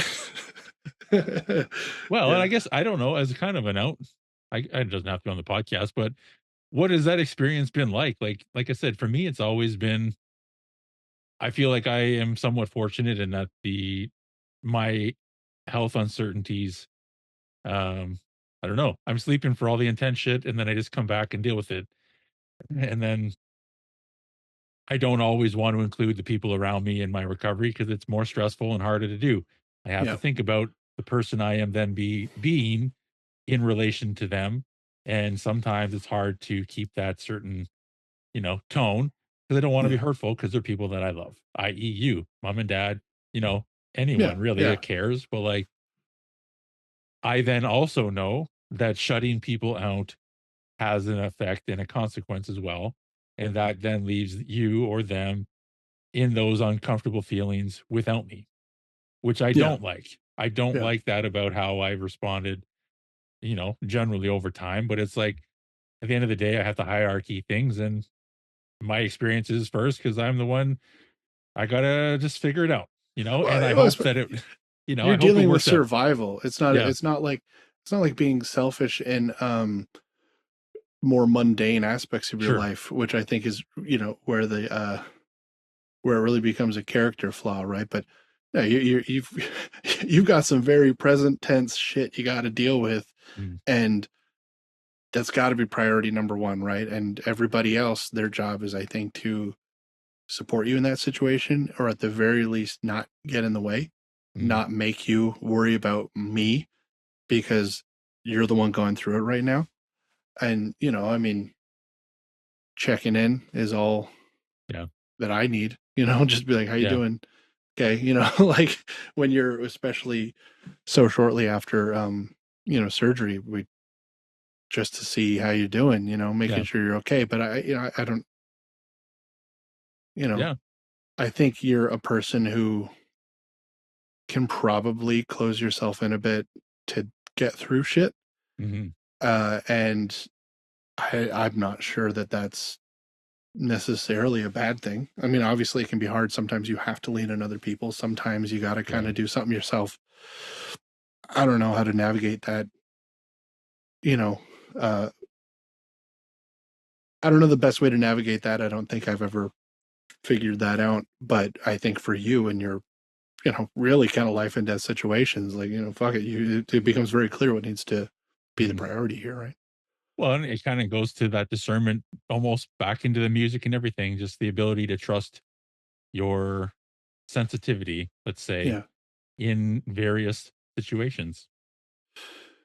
Yeah, yeah, exactly. Yeah. And you, I mean, you're gonna have feedback from the people around you and Yeah. trying to navigate Sometimes what immediate. that feedback's like. Yeah, exactly. Yeah. Yeah. But you know, you got I don't know, because I feel like at least from my perspective with what you go through, um, because it can be so intense, it can be quite serious, obviously. I just think that the way people navigate the really hard stuff in life, you just have to have patience with Mm, how people need to deal with what they got to deal with, right? Like on your average day to day, if someone's like a little rude to you, fuck's that guy's problem, you know? Like, but a lot of that kind of goes out the window when you're in yeah. that kind of situation. Not to imply that you're rude to people in that situation, but for example, like Yeah. certain Yeah. social graces are like, don't worry about it, you know, Yeah. not the priority right now. I wonder, do you yourself find it harder to do that with yourself, find that grace with yourself? It's like accepting that we are navigating this thing for the first time all the time until we're not. And then it's like, yeah, well, how the fuck was I know any better? Like, I don't know what the best way is. I just picked one.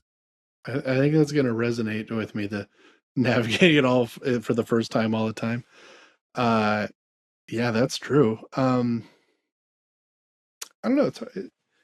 It changes. I mean, certain mistakes you make can linger with you for a long time, whether it be in your relationships, whether it be, I don't know, in your work or whether it's financial, whatever it is, right?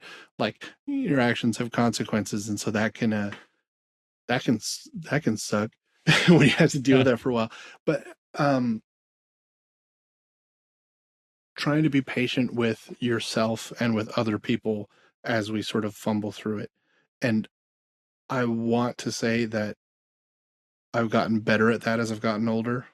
And then times when I think it matters the most. I also know that there are times when, I'm more tired and busy and I don't always handle that as gracefully as I'd like to, you know. Mhm. But in general, I'd like to think that I don't know, I'm a more empathetic person now than I was when I was younger, certainly. Like I But feel like it was with for yourself other as well. I think so Yeah. because I mean I can still be hard on myself. I can still kind of beat myself up sometimes, but it's easier for me now to sort of step back and because I can try to be empathetic with other people and what they're going to. I can it might take reminding myself that I also should extend that to me, Yeah. but at least it's a thing that I can remind myself of. Whereas Sure. I think when I was younger, it wasn't. It simply wouldn't occur to me. It's not a thing. Yeah. Well, Yeah, if you don't do it to other people, it's pretty hard to do to yourself. It's like, oh, this doesn't exist. yeah. I mean, I feel like I Yeah. got away with just being generally, I think, pretty nice and pleasant to other people. Yeah. But I definitely know that after, somewhere in my 20s, post college, when I feel like I started to feel more acutely, like when other people were struggling, when other people, were suffering or some injustice was happening, I felt it a lot more deeply. Mhm. And I think I don't know what caused that. I mean, it seems odd to think that it took me that long, like of course, you're aware that other people have feelings and that the way you treat other people affects them. But the emotional truth of that became much stronger as I got older or as I am getting older. And I like to think that then is something that I'm better at extending to the people closest to me and myself. Mhm. Maybe not all the time, Yeah. nobody's perfect, We're not but batting I'd like to 100. think you're trying to trend in that direction. And I think I'm making that work, you I'm know. guessing it's probably tied somewhat to emotional intelligence, I would assume so. you know, because what we don't know anything when we're young. Yeah. It's like, Well, yeah, when you've been through more shit, you can think, oh yeah, yeah, people have been through that. Versus like, I know if you hit somebody, it's gonna hurt. I've been hit or fallen down or hurt myself. But the yeah, more like the shit that weighs on you, the accumulation, yeah. and also I think actually coming to maybe a better understanding of death and how like I'm not a religious person, so I think when it's done, it's done. And as the longer you live, or at least the longer I live, the more I think I really feel that. Mm, And then that also makes me think, yeah, of course, everybody's going through something, but everyone's going to die. And right now is all they have. mhm. And it really, it's infinitely valuable, right? Like now I try to be understanding if something horrible is happening to somebody else. I don't know, I can feel it more deeply. Conversely, though, I also think I have a lot less patience for people who are needlessly cruel Mhm. for that exact same reason. It's like, how dare you? Right. Don't you know that we're all going to die and you were just ruining someone's day for no reason, you Yeah. fucking asshole? Like, I have way less patience for that than I used to. And I think this sort of conception of death, not consciously all the time, but I think that's what has made it feel much more intense to me. Mm. Like, you just generally try to be nice and helpful to people because what the hell is the point otherwise, right? Yeah. One, life can be hard enough. Life can be hard enough. Yeah. And that's just like, I don't want to be the reason why someone's, day for one, but life overall is harder, So Yeah. like having that awareness of actions have consequences, decisions have aftermath. And Yeah. it's Yeah. like not always bad, but like being aware that those two things are true, like, okay, well, who am I going to be in the world right now? Because it will trickle out. Absolutely. And Yeah. I feel like I'm I'm lucky and thankful that I feel like I've managed to cultivate a life where I have a lot of happiness in it. Hmm. But there are times in my life where I happiness was a lot more fleeting. Sure. It can be hard to be happy sometimes for some people in certain stages of their life. And like, if you can help someone be happy, that means so much. And also, if someone is really struggling to be happy and maybe is having like kind of a good day and then you just ruined it, Yeah. like you don't know how much harm you've just done, Yeah. right? So you can't do that. Hmm. And I think my to go back to the sort of the relationship to death, I think it has made me feel like all of that is much more special. And again, Right. everybody, you drive in your car and you get mad and you fuck you or whatever. Like Yeah. everybody still navigates certain parts of their Yeah. life, like where you do not have the level of grace that you want to. But Yeah. again, generally trending in the direction of empathy. And I Mhm. think, you know, emotional intelligence, wisdom, if you want to call it that, and just an Sure. understanding of like, Yeah. death's coming for everybody. So let's try not to, Yeah. let's So try and make this, let's race. let's try and make this pleasant. Yeah. Yeah. At least. Yeah. Well, Because at the I end of don't the know what day. else it means. I don't know what life means in some grander sense. On some level, it's Mhm. in like a cosmic scale, it's all meaningless anyway, right? The only meaning there is what we prescribe to it. Yeah. So like, it's if ultimately it's all going to go away and doesn't matter, but we're here now. So what do we do with it? Hey, you've got to look at that situation and think, well, we should try and be nice to each other. We should try and help each other out. Like it seems so corny and obvious, but I Yeah. feel it much more acutely with that backdrop of, you know, Yeah.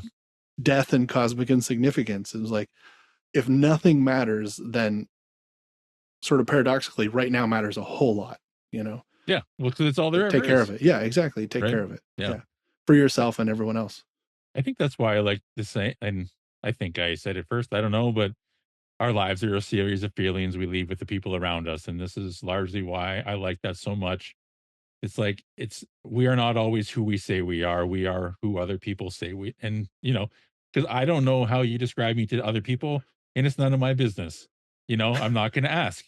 But Yeah. like those things happen in the world, Yeah. and how we act and who we are floats around in the ether of Earth. And Yeah. so I don't get to decide what that is, but what I do get to decide is who I show up as in the world to the best that I can. As we talked about, when you're all sleep deprived and blah, blah, blah, it's like you're not going to be perfect. And so there are people in the world who are going to describe you as a dick. And Yeah. that's fine. Yeah. You Our know? brief connection Yep. happened on a bad day. It Bad was luck, I not guess. aligned well. Right. I keep bringing that up just because, like, I got up at 5 today because my youngest kid was throwing up. So, I'm currently quite sleep deprived. Sure. This is not, uh, uh, you know, I feel No, but like I that's the keep bringing that up. reality. Like, this has been my weekend and current day is dealing with that, right? Like, Yeah. so, It's real life. it's But that, it's a it's happening yeah, right now. Yeah. So I'm it's hoping she's common sleeping though. right above me. I hope I don't hear her wake up barfing. If you got And to go quick, I will understand. yeah, I think should be okay. She's doing a little better, but As a kind of a way to tie things up a little bit, I'm wondering if a motto comes to mind to describe your last couple of months. I really wasn't able to come up with something because I don't think in mottos. Any kind of theme? What do you think in terms of then? That yeah, that's what the direction I'm Yeah, trying to take it, like, which means it's going to be long-winded probably, but sure. I feel like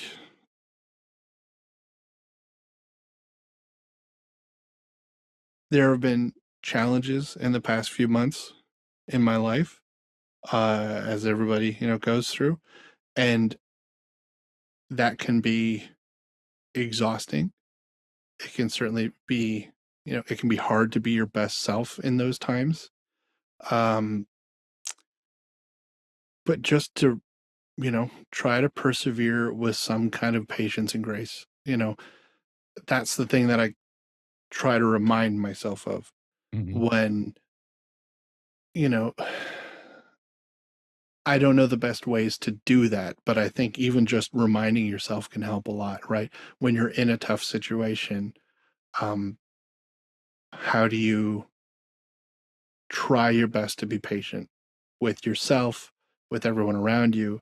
How do you keep that sort of that kindness and grace that means so much to you? How do you try and maintain that, right? Mhm. And making that like a forefront consideration, I think is helpful. Mhm. So I've found that sort of a helpful way to remind myself is thinking like, I don't think I was as patient today as I wanted to be. And then you think that thought, and then, it turns out you can be more patient just by trying, Yeah. to remind yourself to try when things can be hard. It's, just those situations where you get a few different layers of life have just gotten kind of challenging all at once.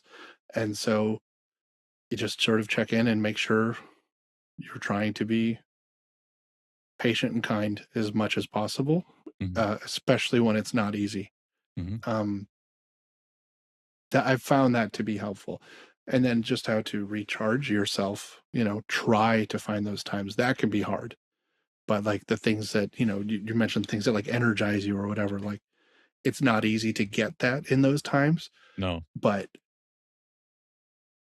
try to find ways to do it when you can, Mhm. and it helps. And those two things sort of work together, obviously. Yeah, no, If you can absolutely. recharge yourself, it's a lot easier to be patient and kind, right? So Mhm. I don't know. That's sort of what that is not a motto, but No, that's I feel like a guiding thing in my life right now. it's more of a framework because my mind Yeah. thinks in terms of themes and in terms of conversations. I do pick up, or I think of it as a distillation process. As I distill conversations over time that I don't always remember the details of, Mhm. I try to distill what are the commonalities across time in this certain or particular chunk of time that is really undisclosed, but like let's say 3 months. Yeah. And then I just it just kind of comes through. I think, oh, this is a very similar thing that I talked about a couple of weeks ago with somebody that I can't remember who, but I did. And so Mhm. then I try to pick out these themes or these, mottos or this like, don't take life so fucking seriously, man. Like that's kind of the motto sometimes. We're like, you know what? There's been a lot of shit hitting the fan in the last little bit. And like that's another one, right? Like, oh, there's something in the air or however you want to describe it. But Yeah. I try to just well, one of the things I feel I'm good at is pattern recognition. Yeah. And that's one thing that I really do in conversations over time is acknowledge or find these patterns across them. And then I find it just interesting and then forget about them unless I write them down. Yeah. But like this is just how my mind goes. I'm like, oh, this is interesting. I noticed a thing and then it's gone. But It might not stay with you, but the ability to notice a thing will. yeah, And so it keeps coming back in the moments when it counts, right? But even if right. if it's not always front of mind, like the Yeah. the pattern is there for you to recognize it when it comes up, right? Yeah. Mhm. Yeah, So I guess exactly. the basis of the question is really what is that for other people? And so like, is there a Mhm. motto for your last couple of months or I don't know, a recurring reminder, which is what it was for you. And that's great. Yeah, that's it. Yeah. These days especially just, there's been some health stuff in the family and it's just made things like everybody can relate. Just it's been a bit more of a challenging time. Yeah. And so that's the thing that helps right now. I think in life in general, that's true to try and remind yourself to be patient and kind, because sometimes it's going to be easier than others. So maybe you don't have to remind yourself of it as often. And then maybe there'll be other stuff that can help you out there. But I think in general, that's been a useful thing to remind myself of. And I've been a particularly useful one lately is just Mhm. to work on that because it's like it's a skill. I think I don't know a lot about behavioral psychology or whatever, but I think I have heard that being able to have like a positive attitude is sort of a skill. Like you practice reacting in certain ways and then you get better at it. It can change, right? Like um trying to be practicing being patient, practicing taking a moment before reacting, practicing all of these things, practicing trying to be happy can actually help make you happier, right? Mm, And so that is something that you might not always have to remind yourself of, but when you do, I mean, it's a skill, and then hopefully you can then, I don't know, just be a better version of yourself when it's yeah. harder to do so, you know? It always comes back to me for take a breath. It's Yeah. like 101 before any decision or reactions. Like if you can take that second to take even a short breath, but ideally like a slightly deeper one, Yeah. you'll be 100% of the time, you'll be happier with what you come out with. So, Yeah. Yeah. you Do you know, meditate ever? I've never been able to make no, that work for me, but I feel like that seems so nice, but it hasn't worked yet.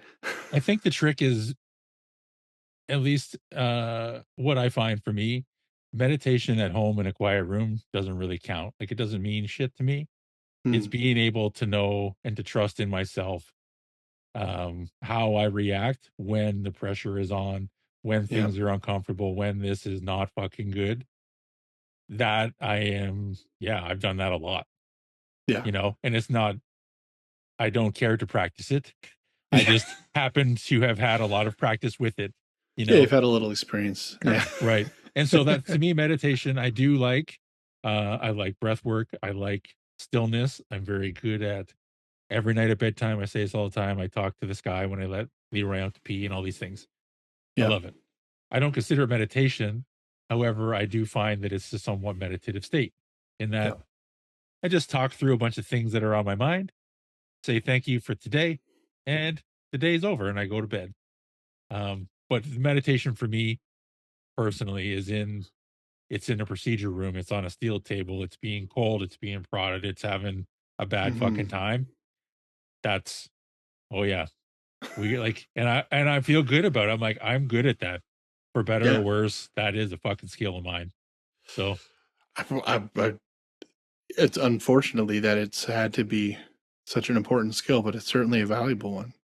oh, Yeah. especially well for me, I don't recommend it to anybody else. I'm just saying, like, it's not, Yeah. it's handy when you get there more than once, but well, Yeah. and then in turn, I mean, outside of the trauma and things, like I would then say I probably have less trauma over time because of the practice I've also had, Yeah. right? Because like when you do everything for the first time, it's always shit, when it's unpleasant.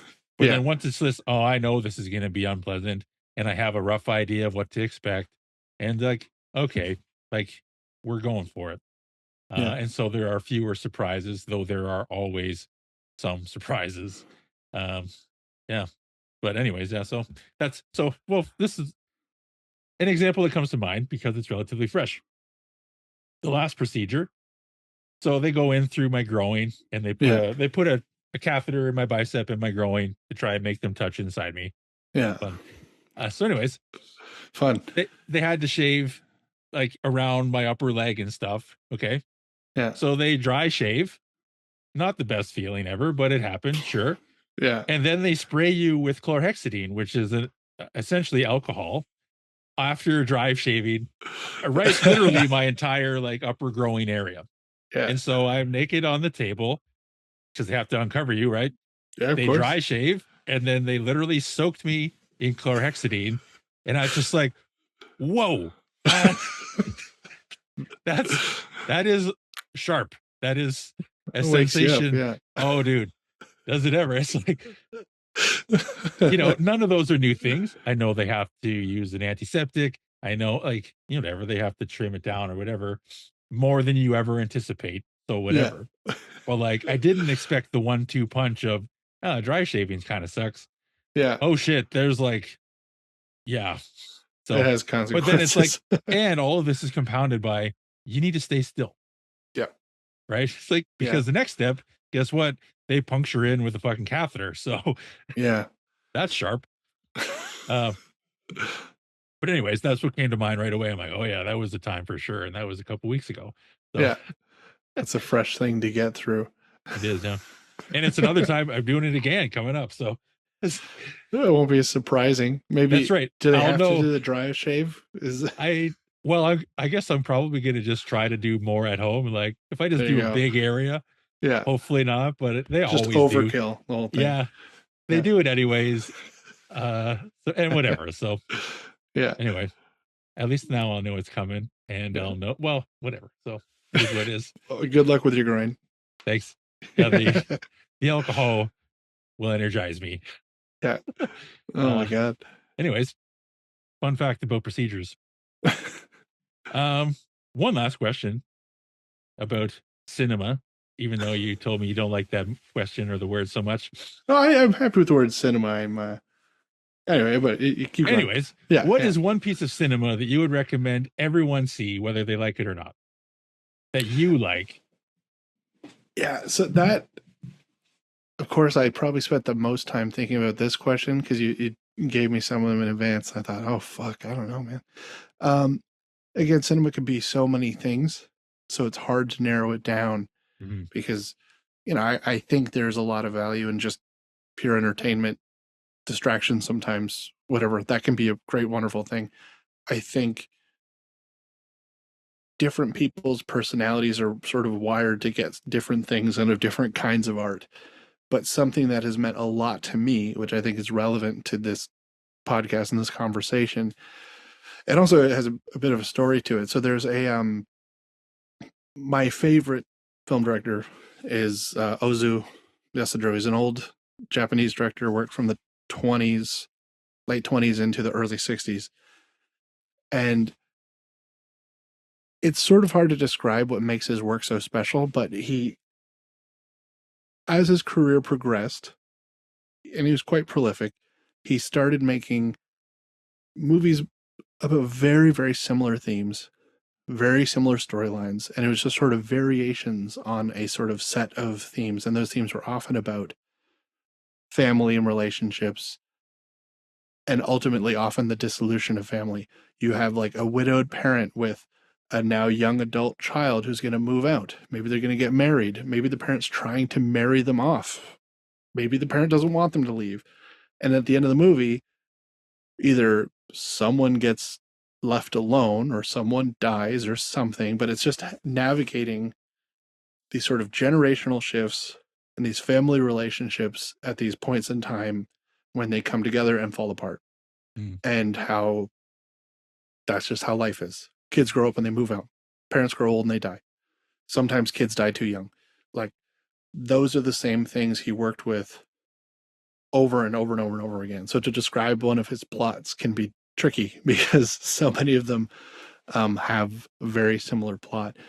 But there's probably his most famous film, and I don't know that it's really my favorite anymore because I've seen them all, most of them a bunch of times.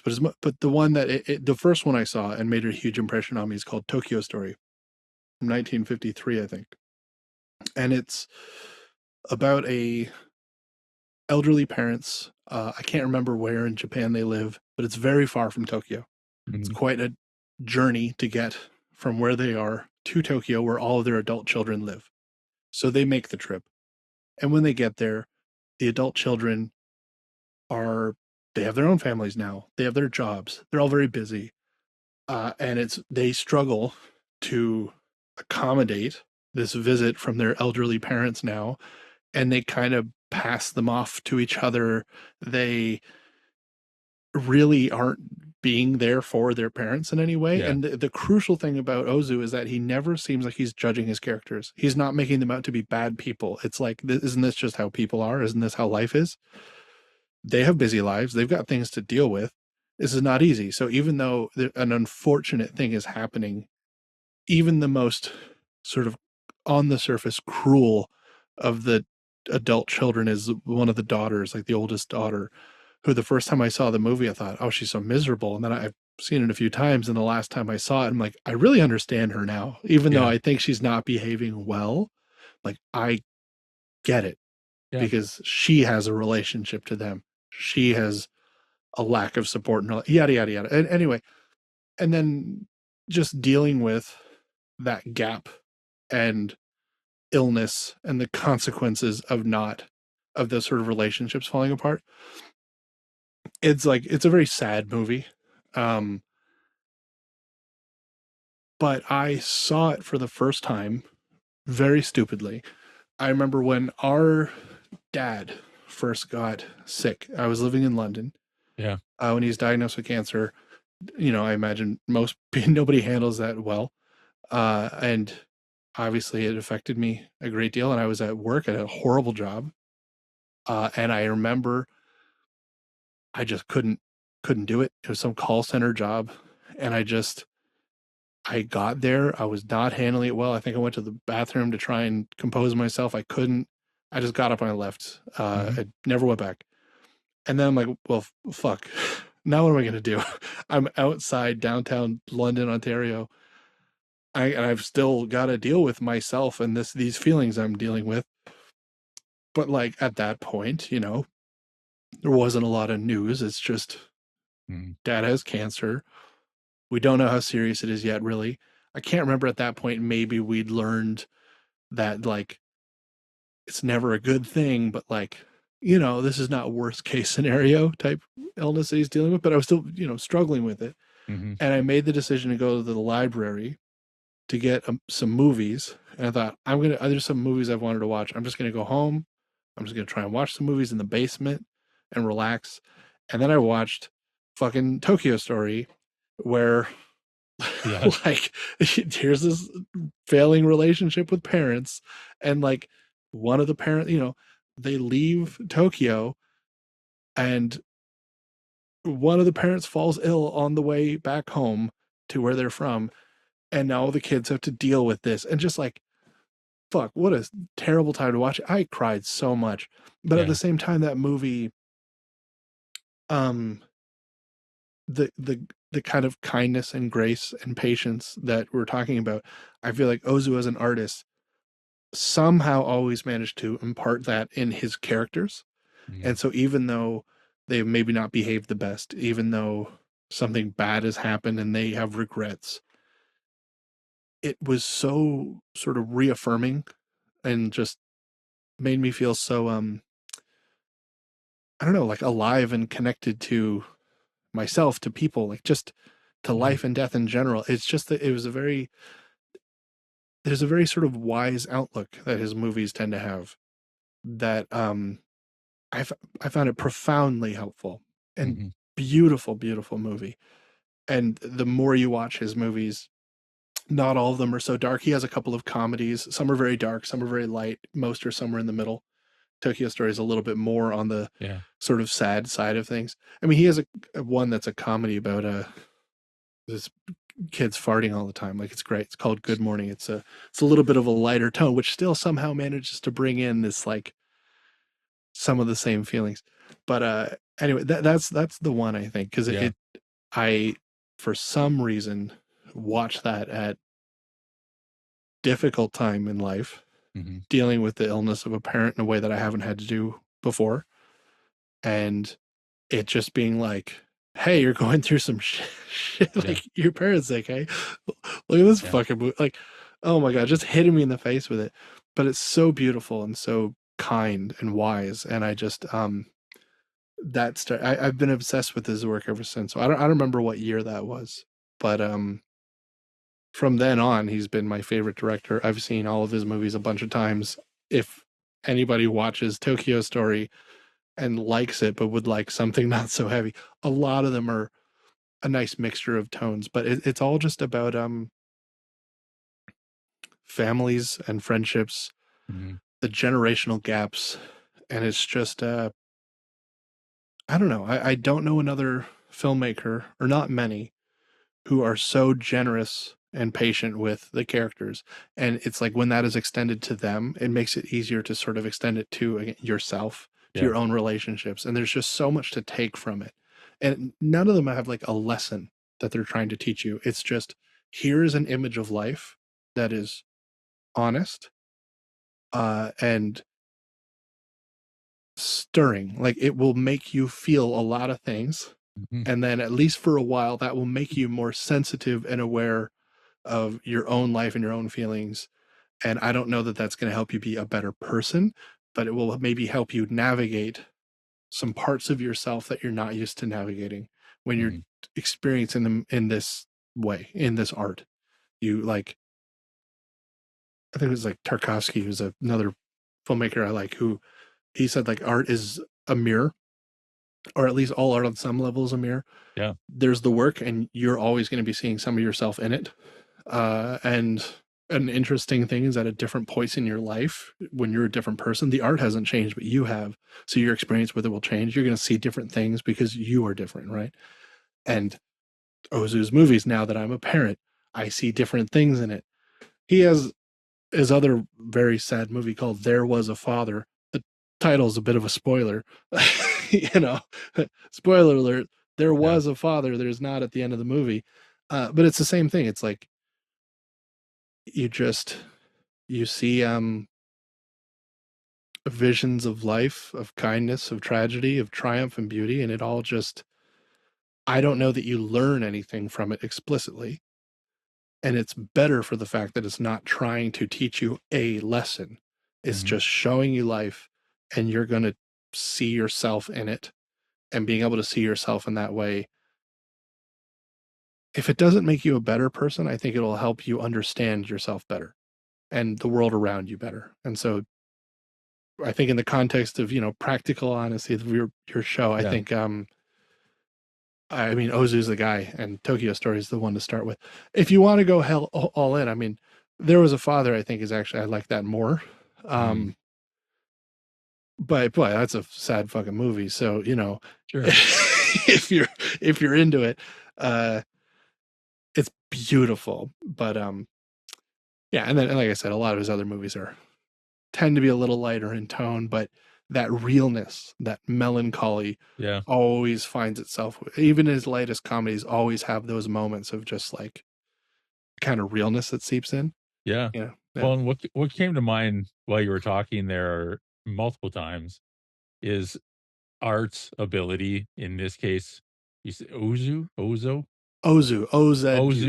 Ozu's ability to allow you to not feel so alone in your experience of life.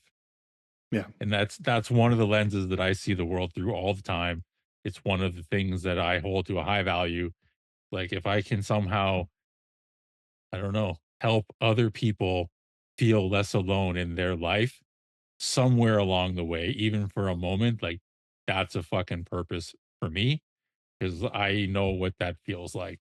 And that's something's like, that's worth getting out of bed in the morning every single time. So to Absolutely. have him, anyways, that's what I heard back from you. It's like, at that time you're in London, you're all, it's like, oh fuck, like you had the ability to share in that film and not feel so alone in your experience based off of this super sad fucking movie. Very aptly timed, right? Yeah, exactly. Like So looking back, it's like comedically timed. Like yeah, oh yeah, because of course it would be. could have picked something else, could have Yeah, been anything else, but it helps. And yeah, could have been Terminator 2. Come on. yeah, 'cause I should have watched Terminator 2. Well, That helps too. That's a great movie. But Arnold's. Yeah. Anyways, yeah. yeah, brother. No, yeah, I'm excited and happy that you were able to come on. And yeah, man. Do you have anything else you want to talk about or anything to kind of wrap up? No, I'm really happy we had this talk. Thanks for asking me to do it. I didn't really know what I would say. Mm, I figured it'd probably be best if I didn't think about it too hard. yeah. Uh but it's just nice talking, I mean, one thing too, when you get older, you get more distant from some of the people you love and care about. Mhm. Is just to have a chance to have a good talk is so valuable. And so, it's nice. I mean, we just saw each other not that long ago and we didn't get to talk this long, right? So it's Yeah. nice Was that? to, Yeah. yeah, have like a really good conversation. So I really appreciate it. It means a lot. And no, it's been nice. Hopefully it's someone will get something out of listening to it. I don't know. Well, if nothing else, I figured mom and dad will listen, so that's cool. Yeah, exactly. Yeah. That's good. Hopefully they'll I don't think we said anything that they would be No, I mean, anything for mom and dad to, yeah. no. I don't even remember half of the things we said, so And I don't remember either. That's the best part. yeah, And honestly, so behind the curtain, that's yeah. half the reason to do a podcast, is just so I can talk to more people I want to talk to. I just have a reason to sit down and like lock in. It's Yeah, perfect. exactly. It makes perfect sense. I mean, you can do it, and like I've listened to not all of the episodes, but quite a few of them now. And I don't know any. Well, I Joel, but Yeah. aside from that, I don't think I know any of these people. No. And yet every single one of them was like, it's an interesting conversation. You get a lot out of it. Like you ask most people serious questions and you're going to get interesting answers, right? And the thing is, you've had so many interesting people on your show that I'm like, I don't know what I have to offer, but hopefully it'll be interesting to somebody. Yeah. It's not even about that though, right? To me, Yeah. it's just like, I want to talk to my brother. Yeah. Come on the podcast, please. That'd be sick. Hey, And that's then good it's enough like, for me. Yeah. well, that's it. It's not, and that's to go all the way back around to wrap it all up with a bow. It's Yeah. not about the impact or the outcome. It's about it just happens and let it fall. It's like that saying, like, let the cards fall where they lie. I don't know. Mhm. Or what do people say about me when I'm not around? Not my business. I'm just gonna go about being the Yeah. best version of me that I can manage to be, and Yeah. just if I might find out sometime. I don't know, or maybe I won't, because Yeah. maybe we'll just die and I'll never know, and that's all. Yeah, That's fine. exactly. That was one of the things before we even did the show, thinking like, it's odd talking about yourself and how you think you are, because I'm sure the way I see myself isn't the way I really am. And I'm sure people who are close to me will hear things that I've said and be like, I don't know about that, right? But like, and so for me in general, I try and it's ironic to say this after I don't know how long we've been talking, but for a long time A talking while, about myself, yeah. I'm hesitant to talk about the way that I am perceived because I have no fucking idea, No, right? But yeah, so yeah. hopefully I haven't, you know. But it was great. It was great talking to you, of course. No, man, I love you, brother, and I love you too. appreciate you coming down. Yeah, yeah, and I think it's a awesome show you got going on. I'm looking forward to hearing some more. Well, I'm looking forward to putting them out.